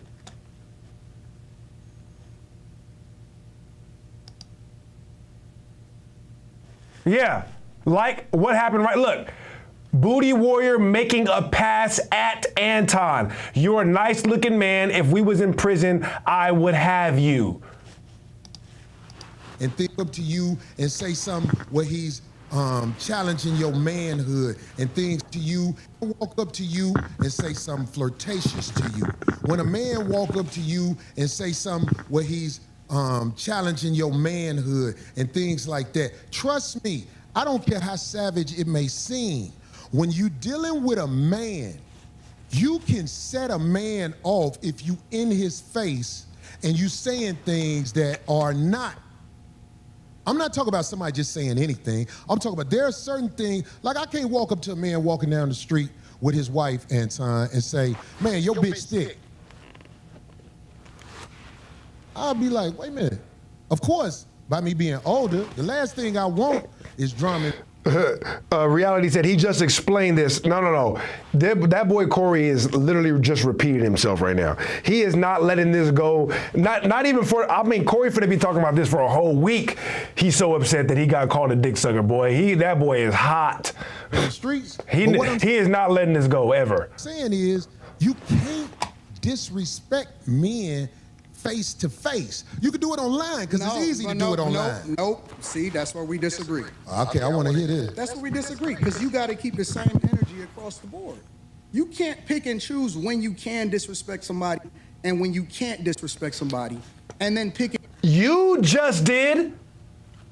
Did you not just pick and choose when you were going to disrespect Corey, right? You disrespected Corey from across the room. Corey said, Darlene, get your ass up and move out the way. Corey got up, got in a new chair, came and sat next to you, put his nose on your cheek and said, say it again. And you were quiet. You didn't say nothing. So you obviously pick and choose when you're going to be disrespectful, don't you? Exactly. Shut up. Pick and choose when you're going to react to somebody disrespecting you. Yes, you can. You wrong, bro. You wrong as two Hell left no. shoes. You're Hell wrong, no. bro. I fuck with you. I fuck with you because you are one of the most disrespectful, and stand on that shit. But I want to understand what you're saying, Anton. You missed me. When you say you can't disrespect people with what? Make sure you explain that to me. You got to keep the same energy across the board, bro. I don't understand. You can't say I'm going to disrespect you online, but then you can't do nothing in person. Well, trust me. That's not, no, you can't do that. I'm not saying what you're wrong about, but listen, talking to somebody in person is different than talking to somebody online. And if I'm so disrespectful, what do I do to be disrespectful online? Because you said I'm disrespectful online. You just I would said, like to know. You said out of your own mouth that you will be disrespectful online. It ain't even, yes, He did not say that. She stopped putting words in people's mouth. You said you can disrespect. It's different if you disrespect somebody online versus doing it in real life. No, I didn't. Right, you see, that's what he said. And he heard it. He said, you said it's different if you disrespect somebody online, but in person. And then he switched that to, you just said you're disrespectful online. You see these weird ass games, like mind games that people be playing? This is why people used to just get slapped in the face, bro. Say what I would do. How is it different? I said, if somebody in the chat room is saying something disrespectful about me, I don't hold that against them because they're What typing. about when you talking about real people? What do you mean? If you comment on somebody and you give your opinion on real people. I don't want to go back and forth. I'm trying to make sure you understand what I'm saying. Do you hear me when I understand what you're saying. Whatever I say online, giving an opinion of something is different than if I am. I said disrespect. Shut up. How can you determine whether or not somebody feels disrespected? Well, feelings is one thing. See, Corey is a lot nicer than me, man. He's a lot nicer than me. All this interrupted and shit. That's how you know he's a good guy, and he really did try to make it work. Like that'll start a war. That'll start a war. We can agree to disagree. I think you're wrong. That way on my level, because ain't nobody finna stand in front of my face and talk to me like they on my level when it comes to homosexuality. Like that'll start a war. That'll start a war. We can agree to disagree. I think you're wrong, bro. I personally, I'm telling you directly, you're hypocritical. Okay, well, you could say that. I don't think I'm. Yeah, reality said, I can't believe Corey is having to explain common manhood qualities to this person. That's what I'm saying. I'm like, he's a way better man than me, bro. I'm in that argument with you now. But what I am saying to you, Anton, is when you are talking to men face to face, trust me when I tell you this, man, it's different than online. Face to face. I'm the same person in real life as I am online. You a damn lie, nigga. We just saw you curl up like a little bitch when Corey got in your face and told you to repeat yourself. You didn't want none of that smoke. You tried to disguise it behind, let's get up and go outside, because you got a bodyguard over there and you knew you was gonna hide behind him. You little bitch. I'm gonna tell you that straight up. You's a bitch. Anybody, listen, I go city to city. Look how Corey look at him. Corey like, nigga. He said, I'm the same person online as in person. Corey like, I just punked you 10 seconds ago. Just 10 seconds ago, I punked you. What you talking about? I'm the same person in real life as I am online. Look at Corey. I'm gonna tell you that straight up. Look, Corey. Anybody, listen, I go city to city. Look, Corey. I'm not an online nigga, bro. Look. He like, yeah. I create content online, but I really am out in every single city. I done visited almost every single city. I have real meetups in real life. I shake hands. Then how come you didn't know that you can't walk around calling men dick suckers without somebody getting in your face? You obviously don't, because where do they talk like that at? I kick it with people. What city? Somebody in the chat right now or in the comment section afterwards. What city is this okay in? People in real life, and I go out there and kick it with the people. I'm not different online than I am in real life. People may think that because they may have never met me in real life. No, you a lie. We just saw it right here, all right? Corey got in your face and you back down. Real life, but I keep the same energy. I reciprocate. Or I'm willing to walk away unless it goes up. If it's gonna go up, then it's just gonna go up and we just gonna figure it out from there. But the fact of the matter is, I don't switch up. That's what I thought. I'm not gonna talk about you online. Hold on. I'm not gonna talk about you online. And then when I see you in real life, I'm gonna be like, man, you know I'm just playing. I'm not that type of nigga. Either I fuck with you or I don't. But see, that's just one scenario, Anton. What I'm saying to you is this. This is what I'm saying to you. I ain't saying it to offset what you just said. I'm trying to talk to you now. And I'm not a tough guy either. I'm not either. I'm not a tough guy. I'm not Let a tough me guy. I don't even want to perpetrate like I'm a tough guy. But what I'm saying is, when men stand between each other, there is energy that is being transferred. And trust me, when men disrespect each other face to face, motherfuckers can die. I agree.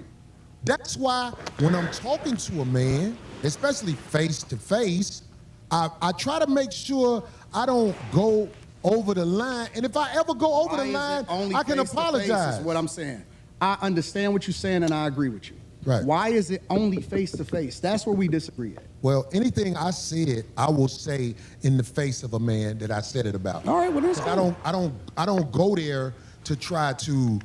I don't have to shock jock, even though that's something that people say easily. Oh, he's shock jocking. No. Anything I've said about anybody, I will say right to them if they standing in front of me. And I would like for somebody to research the internet on things I've said and show me that I wouldn't say something to somebody if they were standing there. The only thing I said I wouldn't say to somebody if they were standing there, because I saw Charles Barkley in the airport one day. And I realized how big he was when I saw him in the airport. Now, I've said things about Charles Barkley. If he was standing in front of me and he said, say that shit now, I'll be like, we black, man. Come on, let's calm down. I ain't gonna lie, that's the only one. You know what the problem with this show today is? We gotta do a part 2. What is this? We ain't talked about none of the shit that we supposed to talk about. That's why, because we can't say dick sucking in front of each other, brother. Well, I swear that's what I know it is. that now, right? Right. I get it. And I appreciate He's like, bro, I'm not letting that go. Thank you for giving me that, because that shit, I forget. I'm still Corey, because I don't live a life of getting into it with people. I really don't. No, Corey, you pick on people that you think ain't gonna respond to you. Now, give me an example. Corey, you pick your targets based off of what you think they ain't gonna do. And He said, you pick on people that won't respond to you. You pick your targets based on what you think they ain't gonna do. All right. Let's follow this conversation. And that's why you feel comfortable saying some of the wild shit that you say online. But I asked you this, and I'm gonna ask you again. I'm not gonna say Give no me names. an example. No, I'm not gonna say no names. You can't give an example. No, I can. Will you please because give me an example? because I don't want to implement nobody into this that that'll be bad. That's not a good thing. Well, do you understand by you saying that? I like to speak By from my you own saying that, perspective. it sounds like babble. But you know it's not babble. It's real, and you know it's real. That's why you laughing. I'm laughing at you because you didn't. I had to ask you twice so far. You pick you your said targets I pick on people carefully. and I said, give me an example. You pick your targets carefully, very carefully. So you can't give me an example? Because that's the third time. Okay, I'll give you an example. Okay. You tiptoed around Dave Chappelle. Okay. So he said, you pick your targets based on what you think they're not going to do. He asked for an example. His example was you tiptoed around Dave Chappelle. Are we having two different conversations? I don't think you said he be tiptoeing around people. You said that he picked his targets based on what he thinks they not gonna do. So you're saying that he didn't talk about Dave Chappelle? He did. He trashes Dave Chappelle all the time. He was the first person to start trashing Dave Chappelle. You talking about the last time I said something about him? You tiptoed around Dave. I'll give you that. And I don't even, listen, and he said, think about it. Corey said, you talking about the last time I said something around him, right? And he said, okay, fine, I did tiptoe around him. But like I said, it's because Corey has been destroying Dave for the past year. He was the first person to come out and say, listen, Dave Chappelle be bombing. He's not that funny no more. He been saying it. So he's like, yeah, the last time I talked about him, I didn't go that hard on him, but that's because I've been going hard on him. But what does that have to do with the point you brought up? You said, Corey, you pick your targets based on what you think they're not going to do. This is that weirdo gaslighting mind game shit. You tiptoed like a ballerina. But now I'm gonna give you that. No. But what did I tiptoe about? You would not have did that shit on a regular motherfucker. You He's out of his mind. Corey Holcomb was the first person to say Dave Chappelle be bombing on stage. He literally said that. Around it. And you tiptoed around it because you didn't want the smoke. That's not why. Wrong. And so you pick and choose your targets. No. Carefully. You say I didn't want the smoke. No, because you didn't want the backlash. Okay, but look, let me say this. He didn't want the backlash. That's why you said I didn't want the smoke. With Dave, he's like, you out your mind. He was the first person to come out and say, listen, Dave Chappelle be bombing. I saw Dave Chappelle the other day. He was up on stage. Shit wasn't funny, bro. Wasn't funny, bro. He's not funny anymore. He be up there preaching. He sounds like a broken record at this point. That's why he went kind of easy on the last special, because he's been talking about this. He like, you said I didn't want the smoke? Look. Overall. And so you pick and choose your targets carefully. You say I didn't want the smoke. No, because you didn't want the backlash. Yeah, right. Okay, but look, let me say this. Let me say this because you brought it up. Yeah, right. I did tiptoe around how I really feel with the last special, because I'm not gonna lie. It's everything that I said the time before when I spoke. It's everything that I said the time before when I spoke on it. He like, I already talked about this. That's why. You heard me go easy on it because you missed it when I was going hard on him. And it's a listen, man. Like, Dave is a cooked turkey at this point. That's the point he's making. He's like, bro, Dave is a roasted turkey, and I feel bad for him. Around how I really feel with the last special, because I'm not gonna lie. It's everything that I said the time before when I spoke about it. Hot trash. No jokes. In the future, when people watch it, that don't know him like we know him now in this culture, they're gonna be like, what the fuck is this? Do that.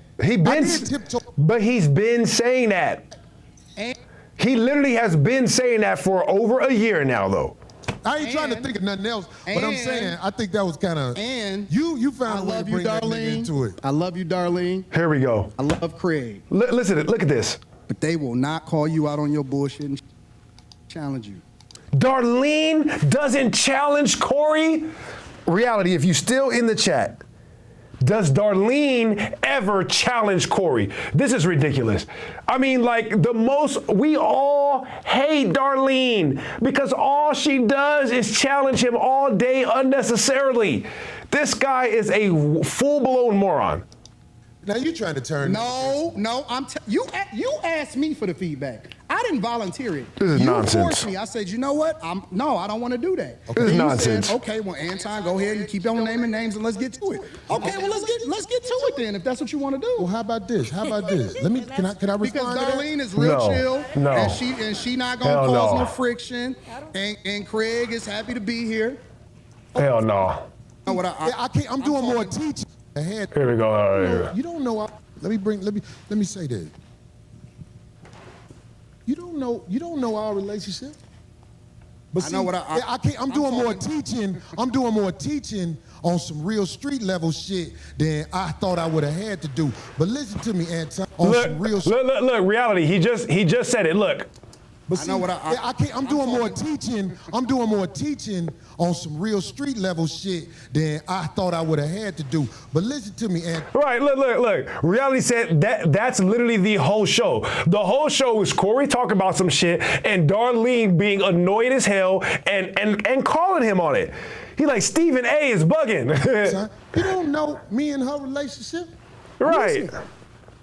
I'm listening. Maybe the reason you don't get the results you want from her is because there's a certain level of respect that comes from me and her relationship. Where is that clip? That's what I'm saying. You don't know, brother.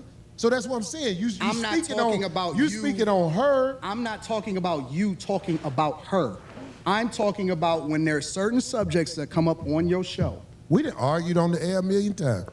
Man, literally. I'm just saying. The entire show is them arguing with each other. Sometimes you be on bullshit. Nobody call you out on it. Now I'm trying to teach you, but I don't think you catching it. Okay, I'm observe. You don't know my relationship with this woman.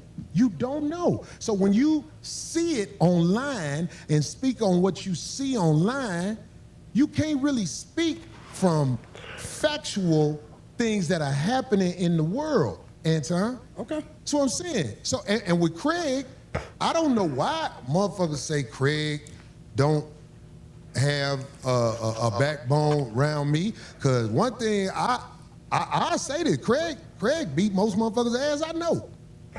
I see motherfuckers don't be fighting Craig.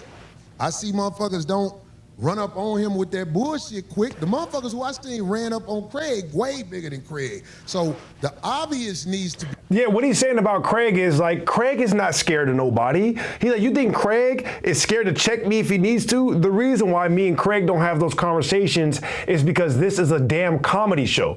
Craig's job up here is to make jokes. That's what he does. And he does it very well. Craig makes jokes. It's not his job to check me. It's his job to make the show funny. What are you even talking about? If he did check me, it would be behind closed doors like real men do.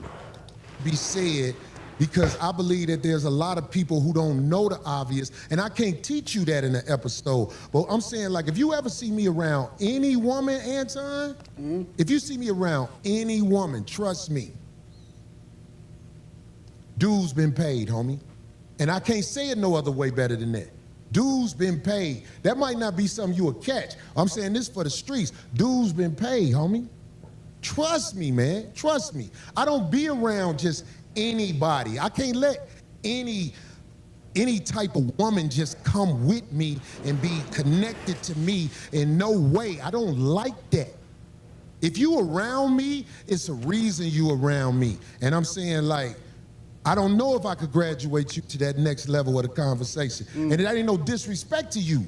But I'm saying, like, you see somebody around me, oh, I ain't just got anybody around me. Dues been paid on me.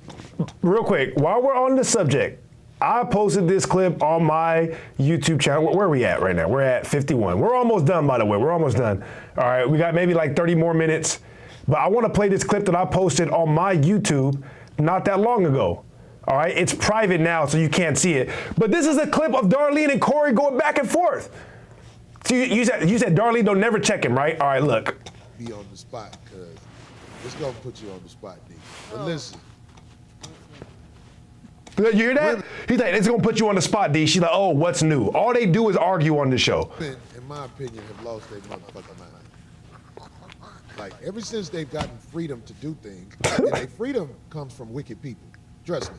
All the things you're able to do, wicked people enabled you to do it, so you can destroy your neighborhoods and everything. I'm talking to all women of the Western world, here in America.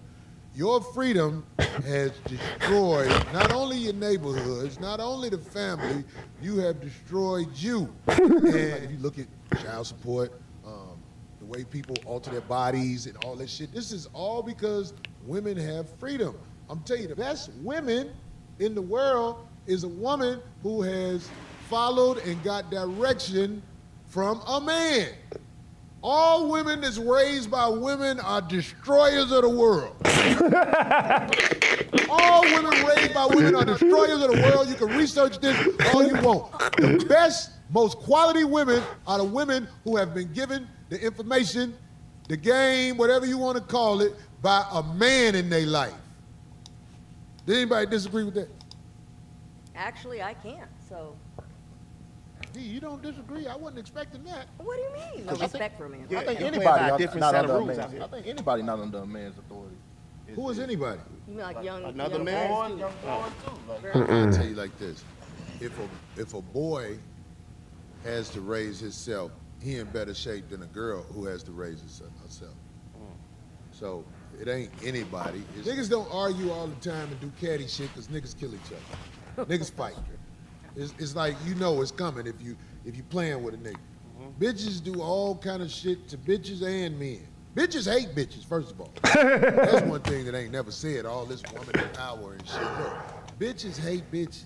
Especially if you are an attractive woman and you walk in a room with a whole bunch of women, you are in danger. All you bitches are in danger of average to ugly bitches. They can't stand your motherfucking ass. Don't be Most so bitches who cute are very secure with themselves because they know No, they got a superhero weapon. No, not really. Look, look, No.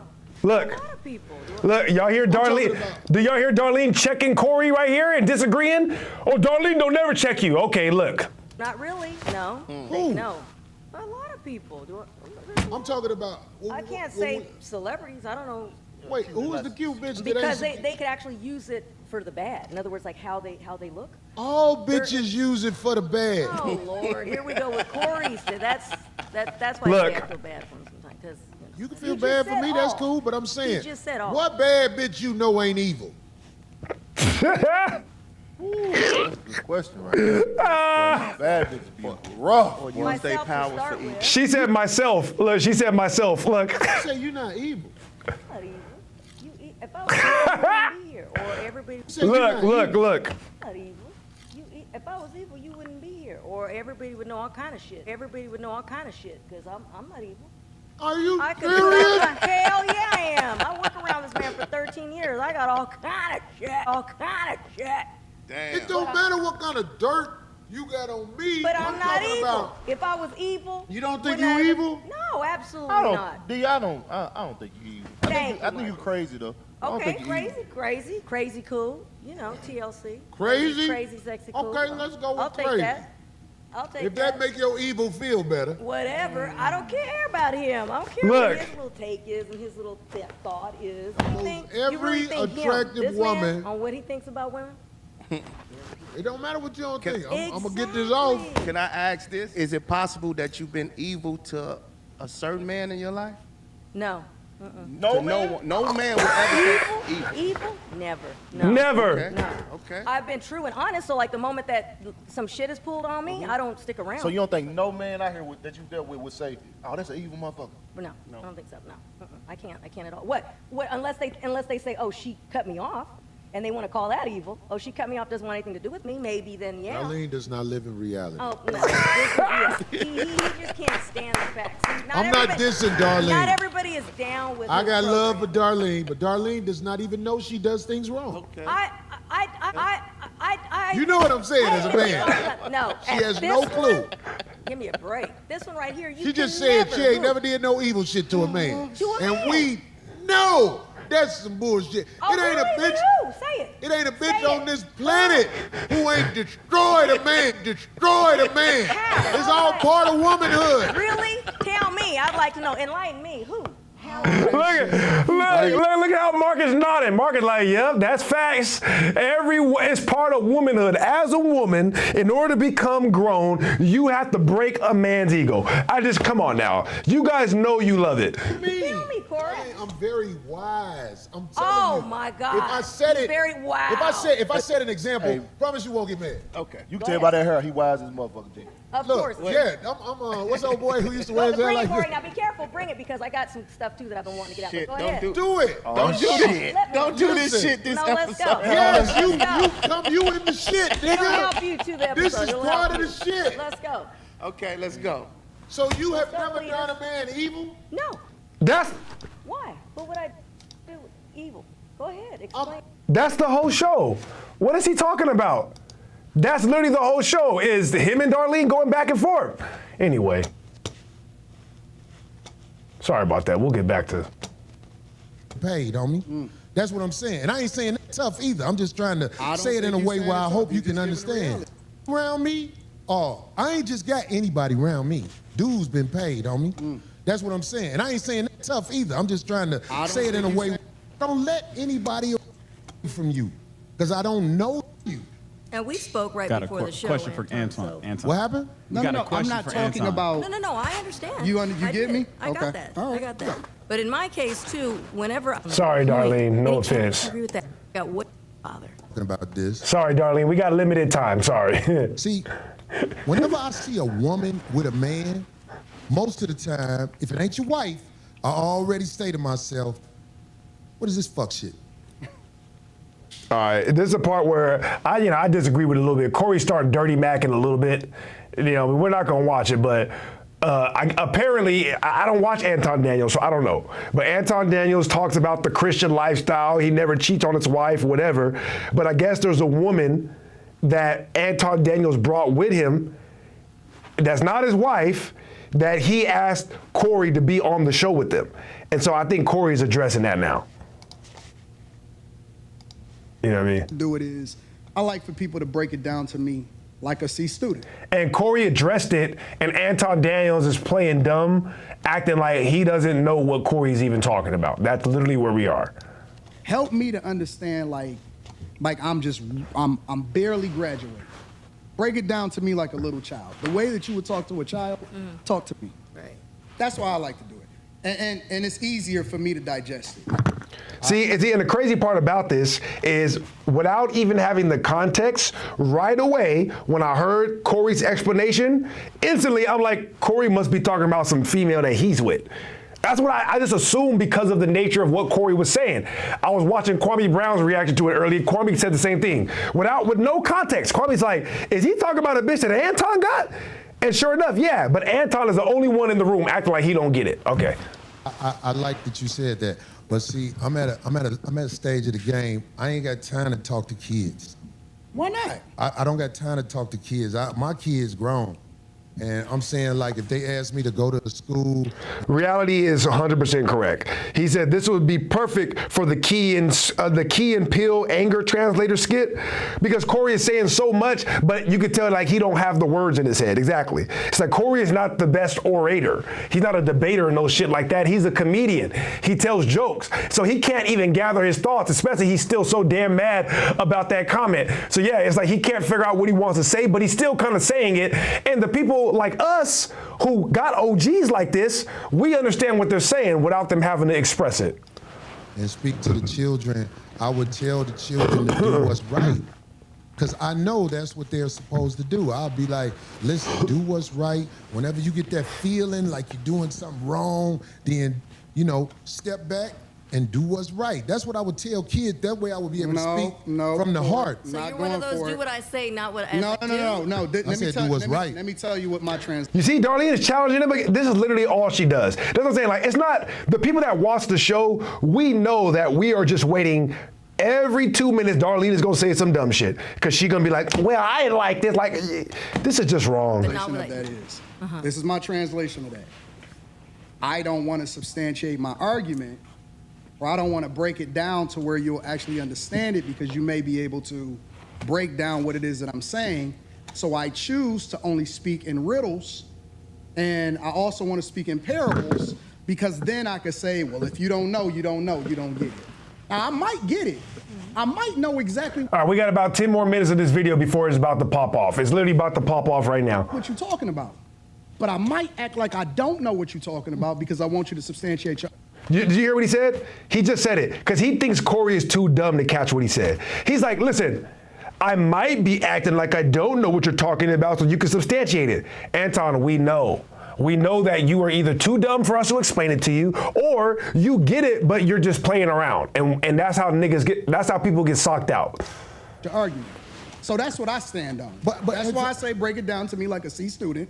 So that I can truly understand exactly what you're talking about. So that we all can understand it, because we all may need to learn something. Right. So that's look, what you OGs said. Do, they teach, right? You said you go, but what you said in there, that was a key word. You act like you don't know. And I know you act like you don't know, brother. I have no idea what you're talking about. You just said. Did you hear him? He said, I have no idea what you're talking about. He has no idea what we're talking about, right? Exactly what you're talking about. That's why I say break it down to me like a C student. So that I can truly understand. I might act like I don't know what you're talking about. I might know exactly what you're talking about. But I might act like I don't know what you're talking about because I want you to substantiate your argument. Right. So that's look, what you OGs said. Do, they teach, right? You said you go, but what you said in there, that was a key word. You act like you don't know. And I know you act like you don't know, brother. I have no idea what you're talking about. You just said it. Believe me, you said it. And now he has no idea. Phil laughing. Phil's silly. He's silly. Really trying to look. It was an intense moment in here, Anton, and we trying to make it where it is professional. We trying to make it where it ain't what everybody said might be or whatever the fuck. Because I ain't with all that. I ain't got to go to war with no man who visited our show and probably didn't understand one thing how I was thinking, and I probably didn't understand one thing how he was thinking. Corey not gonna have me back on the show, y'all. You funny, man. You funny. Bro, he be playing mind games, bro. That's what I'm saying. I'm like, he's a spellcaster is what he is. If I wasn't gonna have you back on the show, I wouldn't have shook your hand. I hope you believe that. When I caught myself, I was like, you know what I'm doing this right man now, don't Phil? know that he I'm putting did pressure on him to get me back on the show. But it ain't working like by that. saying that he not going, because it ain't gonna work like that. But I'm saying, Corey don't like this, dog. He don't like this. Corey don't like. Why you? Why are you talking about me in third person when I'm sitting right next to you? See, this is. Talking to that man. Corey don't like this, dog. He don't like this. What Corey don't like? Why you talking to that man over there? Because I got to talk to Phil. I'm talking to Corey through Phil. You know what I'm saying? If you know, you know. Here's the thing. Them the games when niggas get into fights. I'm telling you, this is how it jump off. Corey. Why do we all have the same thought? Like, what type of weirdo shit is that? This is how people get socked out. You talking to me through him? Corey not gonna have me back on the show because Corey is not having fun right now. This is Corey. Buddy is trying to cast spells right now, and this is why people get socked out. This is gonna be one of Corey's best shows, but he's not having fun right now. And Corey seems to be a feeler. Just know that you asked for it. Corey. I said he was a better man than me the whole time. He was trying to make amends. He's trying to be nice. And here you go with the passive aggressive shit. I'm just saying, you asked for it, all right? I'm more of a results driven guy. Corey seems to be the type of person that goes off of how he feels. If you notice, I'm doing a lot of explaining to you about how the line can get crossed, but you're doing a lot of telling me what I am. I think that's homosexual behavior. I said Corey seems to be, meaning that I'm leaving. Homosexual behavior can get crossed, but you're doing a lot of telling me what I am. I think that's homosexual behavior. Yeah. See, there's Corey like, all right, fine, cool. All right, cool. You wanna still be passive aggressive? All right, here we go. I think you're doing this, bro. Corey seems to be, meaning that I'm leaving open a door to get corrected. I want him to correct me if I'm wrong, but I still want the freedom to be able to give my opinion. So you don't want me to give my thoughts? You can have the freedom, brother. What I look like trying to take freedom from you? No. I'm starting to feel some type of way, bro, because why is everything homosexual to you? Well, this is what I'm saying. Like, when did the conversation turn into homosexuality again? Okay, he gonna explain it. I'm gonna let you land because I don't want to talk over you. I'm trying to understand it. Why is everything gay? I can explain it. Okay, go ahead.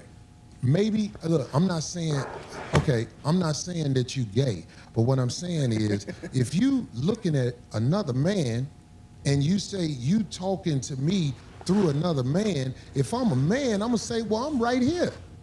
Yeah, but you're not getting it. What? You still talking but you're not getting it. Oh, wow. About me. I'm right here. Yeah, but you're not getting it. You still talk about me. Homie, this is a gay conversation. It's not. When you talk. Listen, this is what I be telling people on TikTok, where they're like, well, no. See, but what you said a few minutes ago, and when I'm like, listen, bro, all this, what you said 2 minutes ago, what I said, no, I said this, no, you said that, no, but I didn't, no, but you were being, I don't do none of this. I don't even talk to my women like this. So you think I'm gonna argue with you like this? And they try. Trust me, the women in my life, they're like, well, what you said a few minutes ago, I'm like, that's not what I said, that is what you said. I'm like, you know what, conversation over. All right, how about that? Talking to men who playing riddles and stuff like that. I'm telling you, you the one that's talking in riddles. You ain't never been to jail, have you? Hell no, I ain't never been to jail. I could tell. I could tell. You been to jail? Nope.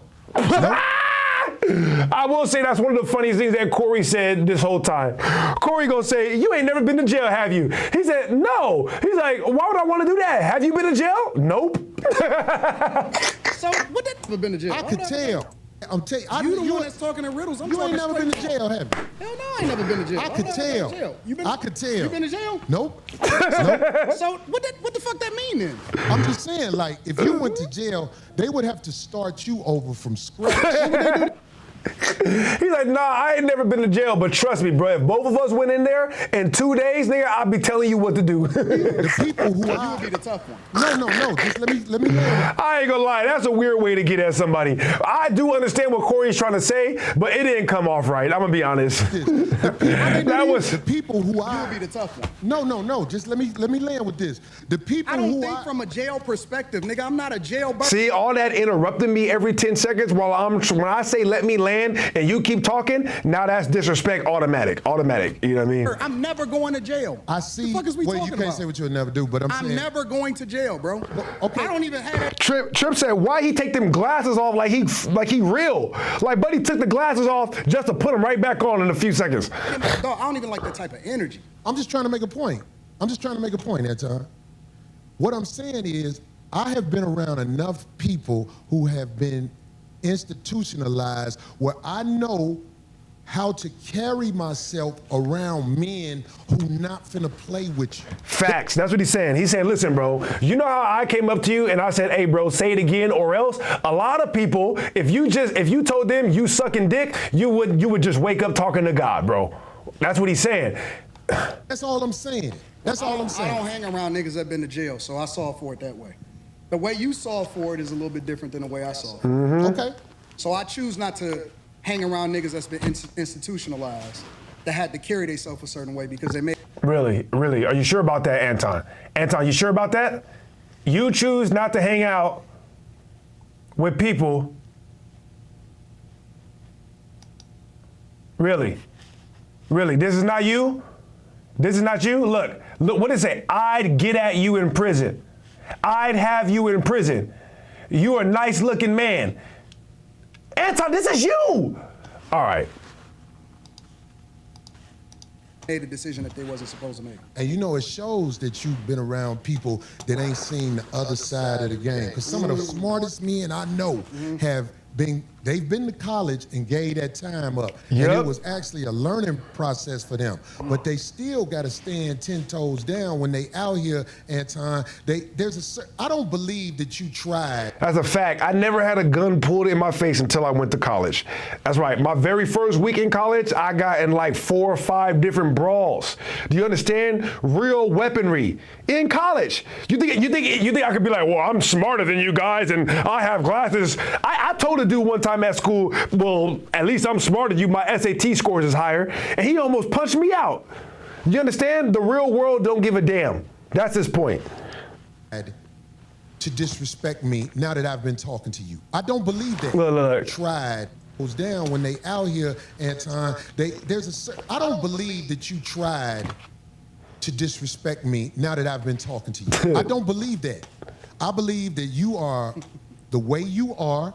I am the way I am, and it can clash if people are not educated on how to be around each other because men can go to war over misunderstandings. He's throwing an intellectual shot right now. What am I doing? He's actually being nice. He's trying to give you the benefit of the doubt. He's like, bro, I don't think you purposely tried to come in here and start shit. I'm not going to give you that. I think that you just talk the way you talk and you don't interact with enough people that'll beat your ass. He's trying to give you the benefit of the doubt. So without saying it, he's basically saying, oh, you from a different space, so you don't get the way that we move. Tripp said, but you not getting it is weird. Move over here. Over here or anywhere in the United States of America, and that's not a black thing. I'm talking about Caucasians, Hispanics, and Asians understand the respect level men must have when they're in front of each other because it can trigger war. That's all I'm saying to you. I understand everything that happens when it happens. Anton is saying I'm doing it on purpose. On purpose, he's trying to make you mad, Corey. That's what I'm trying to do. I'm a chess player. That's what I've been playing my entire life. Maybe you walked into something that you wasn't expecting. Maybe I knew what you was gonna do before you did it. Maybe. But I tell you what, that's a dang. Maybe I knew what you was gonna do before and I triggered you. This is why I had to curse out Vince the last time when he got mad. You know, I'm trying to tell you, it's one thing when you are just honestly, just saying what you want to say and it ends up being provocative. But if you know somebody's about to get upset, like that I don't want you calling me the N-word, or I don't want you talking about a certain subject, and you do it on purpose, now you're inviting me to put hands on you. I won't put hands on you. I'm just saying you are inviting it. dangerous game to play, especially if you got a life that you live in. Exactly. He basically saying, Corey, I played you just now. See, I knew you was going to get upset, and I came here to play with your emotions. It's that weird feminine shit. This is why I had to curse Vince out that one time. I'm like, bro, over here in America, if you purposely provoke people, they will punch you out. I don't give a damn. It's not about color at all. Because I'm telling you. You can't be purposely playing with people trying to get their emotions all rowdy. Tripp said that's feminine. Man, it's a lot of people in the... And the reason why we call that feminine, right, is because women have to employ these tactics more than men because they cannot be physical with men. Men, a lot of times, they aren't even smart enough to employ these tactics because all they do is be physical with people. It don't mean men are better or women are better because they employ different tactics. But these are the tactics that are usually employed by women because they don't have a physical advantage, all right? Cemetery that didn't know it was finna happen like that fast. That's people in the cemetery that didn't know it was finna happen like that fast. That's why out here I try to walk under the code. There's a code out here. No, you don't. And that's why I said... You say I don't walk under the code? No, you're hypocritical. I told you that to your face. The whole world a hypocrite, but what are you talking about? No, you're a hypocrite. You're a hypocrite when it comes... I believe you. When it comes to specifically you moving by a code. I don't understand what you're saying. Because you think that you can say what you want to say when you want to say it, and that people are supposed to respect the way that you move, but I don't think that you move the way that you're supposed to anyway. But I don't think you move the way you're supposed to anyway. How do you... I want this thing to be studied because... You move the way that you're supposed to anyway. I want this thing to be studied. This is nonsense. Because here's the truth. We're almost Brother done. Anton is talking about everybody else but himself and white men. Remember that from the beginning. Remember... This is a fact. I like this chat. Let me tell y'all why I like the chat. Everything but himself and white men. No, listen. I told you I want to come back and have a full conversation. Hell no. Or we can talk about it right now. I ain't got nothing better to do. Study the. Right. He don't want to understand Corey's ego holding on by. That's what I'm saying. Corey's a much better man than me. He really tried hard to make this conversation work in the face of somebody being super disrespectful. This episode. Shout out to the shit on Caucasian males. Shout out to the ain't shit on himself. I'm not gonna shit on nobody. No, you shit on black men, black women, and liberal white women with the quickness. But the minute he said, all right, now be even. Say something about what white men have done in America. You're like, slow down, slow down. You shitted on black people, you shitted on motherfuckers. I feel like I shitted on you. To your face. To your face. Be careful shitting on me, because I feel like you're talking shit again. I'm not talking shit. I'm telling you. Be careful. I'm telling you. You shitted on me to my face, but that shit will lead to some danger. Will we please stop the Trust me. The tough talk?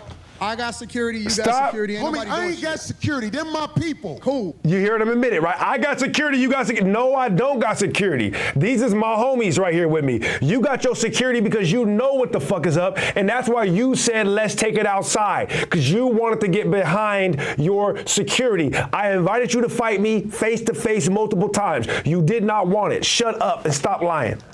Them y'all.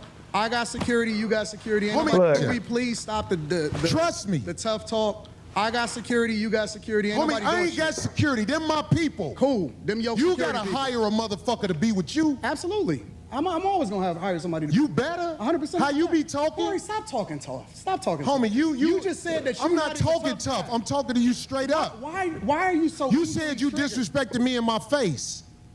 And then you act like it was all good. You said that I disrespected you to your face. Tell me this ain't the most mind game, you having an argument with your girl shit you ever heard in your life. This is an exact argument you had with your girl. I promise. Watch this. In my face. And then you act like it was all good. You said that I disrespected you to your face. So I'm confirming what you said. You felt disrespected. So I am telling you that I disrespected you if that's the way you felt. He like, yeah, I was just repeating the order of events. Oh my God. Is that not what you said? You said that out of your mouth. Bruh. And so I apologized when you said that you felt disrespected. No. The reason you said you disrespected me in my face because you don't accept the apology because you still talking about everybody else except yourself and white men. I'm telling you what I said, You felt offended by it, so I apologize. All I'm doing is rehashing a conversation that happened. Why? All I'm doing is giving you a play-by-play. Boy, boy. So easily offended. Shut your bitch ass up, bro. I would have. I mean, you know, I've been calling him a bitch. So I would have told him that the minute that he started interrupting me, I would have been like, bro, shut your bitch ass up. Talk about me. Conversation that happened. Why you so easily offended? You still talk about me? It sounds like I'm arguing because I'm right. See, I'll be around bitches and they tell me about myself all the time. Facts. No. That shit don't hurt no feelings. Listen, facts. All right, I'm not saying that we don't do it to women when we're in relationships too sometimes. I'm just saying that's why they keep saying that. When you hear them say, I feel like I'm arguing with a bitch, it's because this is what y'all do to us in relationships. You just want some attention from us. You don't care whether it's positive or negative, and so you start arguments because you're like, oh my God, he's talking to me. Literally. Probably both. Because I'm right. Tell him again. You still talk about me? It sounds like I'm arguing because I'm right. I'll be around bitches and they tell me about myself all the time. Be gone. No. That shit. Yeah. Reality said, reading the chat code. Exactly. Think about it. He's like, hey, I'm talking to you through him. And then Corey pressed him again. Like, that's some weirdo. And he's like, see, I like this chat. He gonna do everything but focus on Corey because he already know what time it is. He don't want that smoke. And they tell me about myself all the time. Be gone. No. That shit don't hurt no feelings. It's probably better this way. Because I just proved my point. Be down. You're you proved the point. Hypocritical. Homie, just gone, man. Just gone, man. Get your. I'm about to jet. You done did this before. Get your bitch ass the. Hey, homie. Right, get your bitch ass the fuck on. And walk over there with your bodyguard and your bitch, nigga. Walk over there with your bodyguard and your bitch. You proved my point. I got shit to do. You're right. Don't bring bitches up here, dog, that you ain't finna stand on. See, that's why I said he was talking about his bitch that was on the side when he started talking about, you know what I mean? But anyways, Trip said, that's my ex for sure. Reality said, this is the exact same thing Adam 22 does, and literally. Yeah, that's, dude. I mean, like I said, Corey is a much better man than me. I would have called him a bitch ass nigga from the jump. I mean, right from the jump, bro. Remember I told you that. Look. And Corey, look, think about it. You can't say Corey waited till he leaves to say that. He's still in the room, mind you. All right? He ain't gone nowhere. He's right there, off camera, in the room, still having this conversation. All right? Just so y'all know. With the dog that you proved my point. I got shit to do. Don't bring bitches up here, dog, that you ain't finna stand on. Remember I told you that. If you got a bitch with you, explain the bitch. Don't ask her to be on my show, nigga. Right. Can she be on the show? I don't know that bitch, nigga. Now get your whole ass the fuck on and pay for your pussy like you got to, cake ass nigga. And go get you a bodyguard, cause the nigga be done slap the shit out your bitch ass. I got shit to do. I ain't finna follow that nigga out the door. I mean, bro, and even, listen. Number one, like, we're an hour and 5 minutes to the show. The show is always like 3 hours anyway. So he's like, yeah, number one, I'm doing a show. And number two, if you wanted to fight that bad, you want to win outside. All right? Real people that want to fight, they don't say, let's go outside. They just get it cracking right there in the living room. Ain't no going outside. What's up? You got a problem? Sock him out right there and force him to fight you back. I don't want to hear none of that, all right? Listen, man, that's it for today. All right, I'm finna get out of here. These headphones is hurting my damn giant ears. Shout out Trip, shout out Reality. I appreciate you guys, man. Listen, y'all go follow me on TikTok if you want to see me go live and debate people. All right, I've been on TikTok every other day debating people about the globe, about history, about all that other bullshit. All right, the only thing is I can't make fun of people like I want to over there. So there's that. All right. What is there any? Listen, let me just see real quick. Make sure ain't nothing pressing. Everybody's talking about Anton Daniels today. I already know. J. Cole finally dropped the track. What do you know?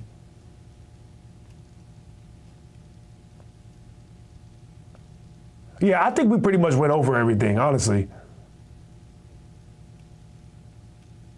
Yeah, all right.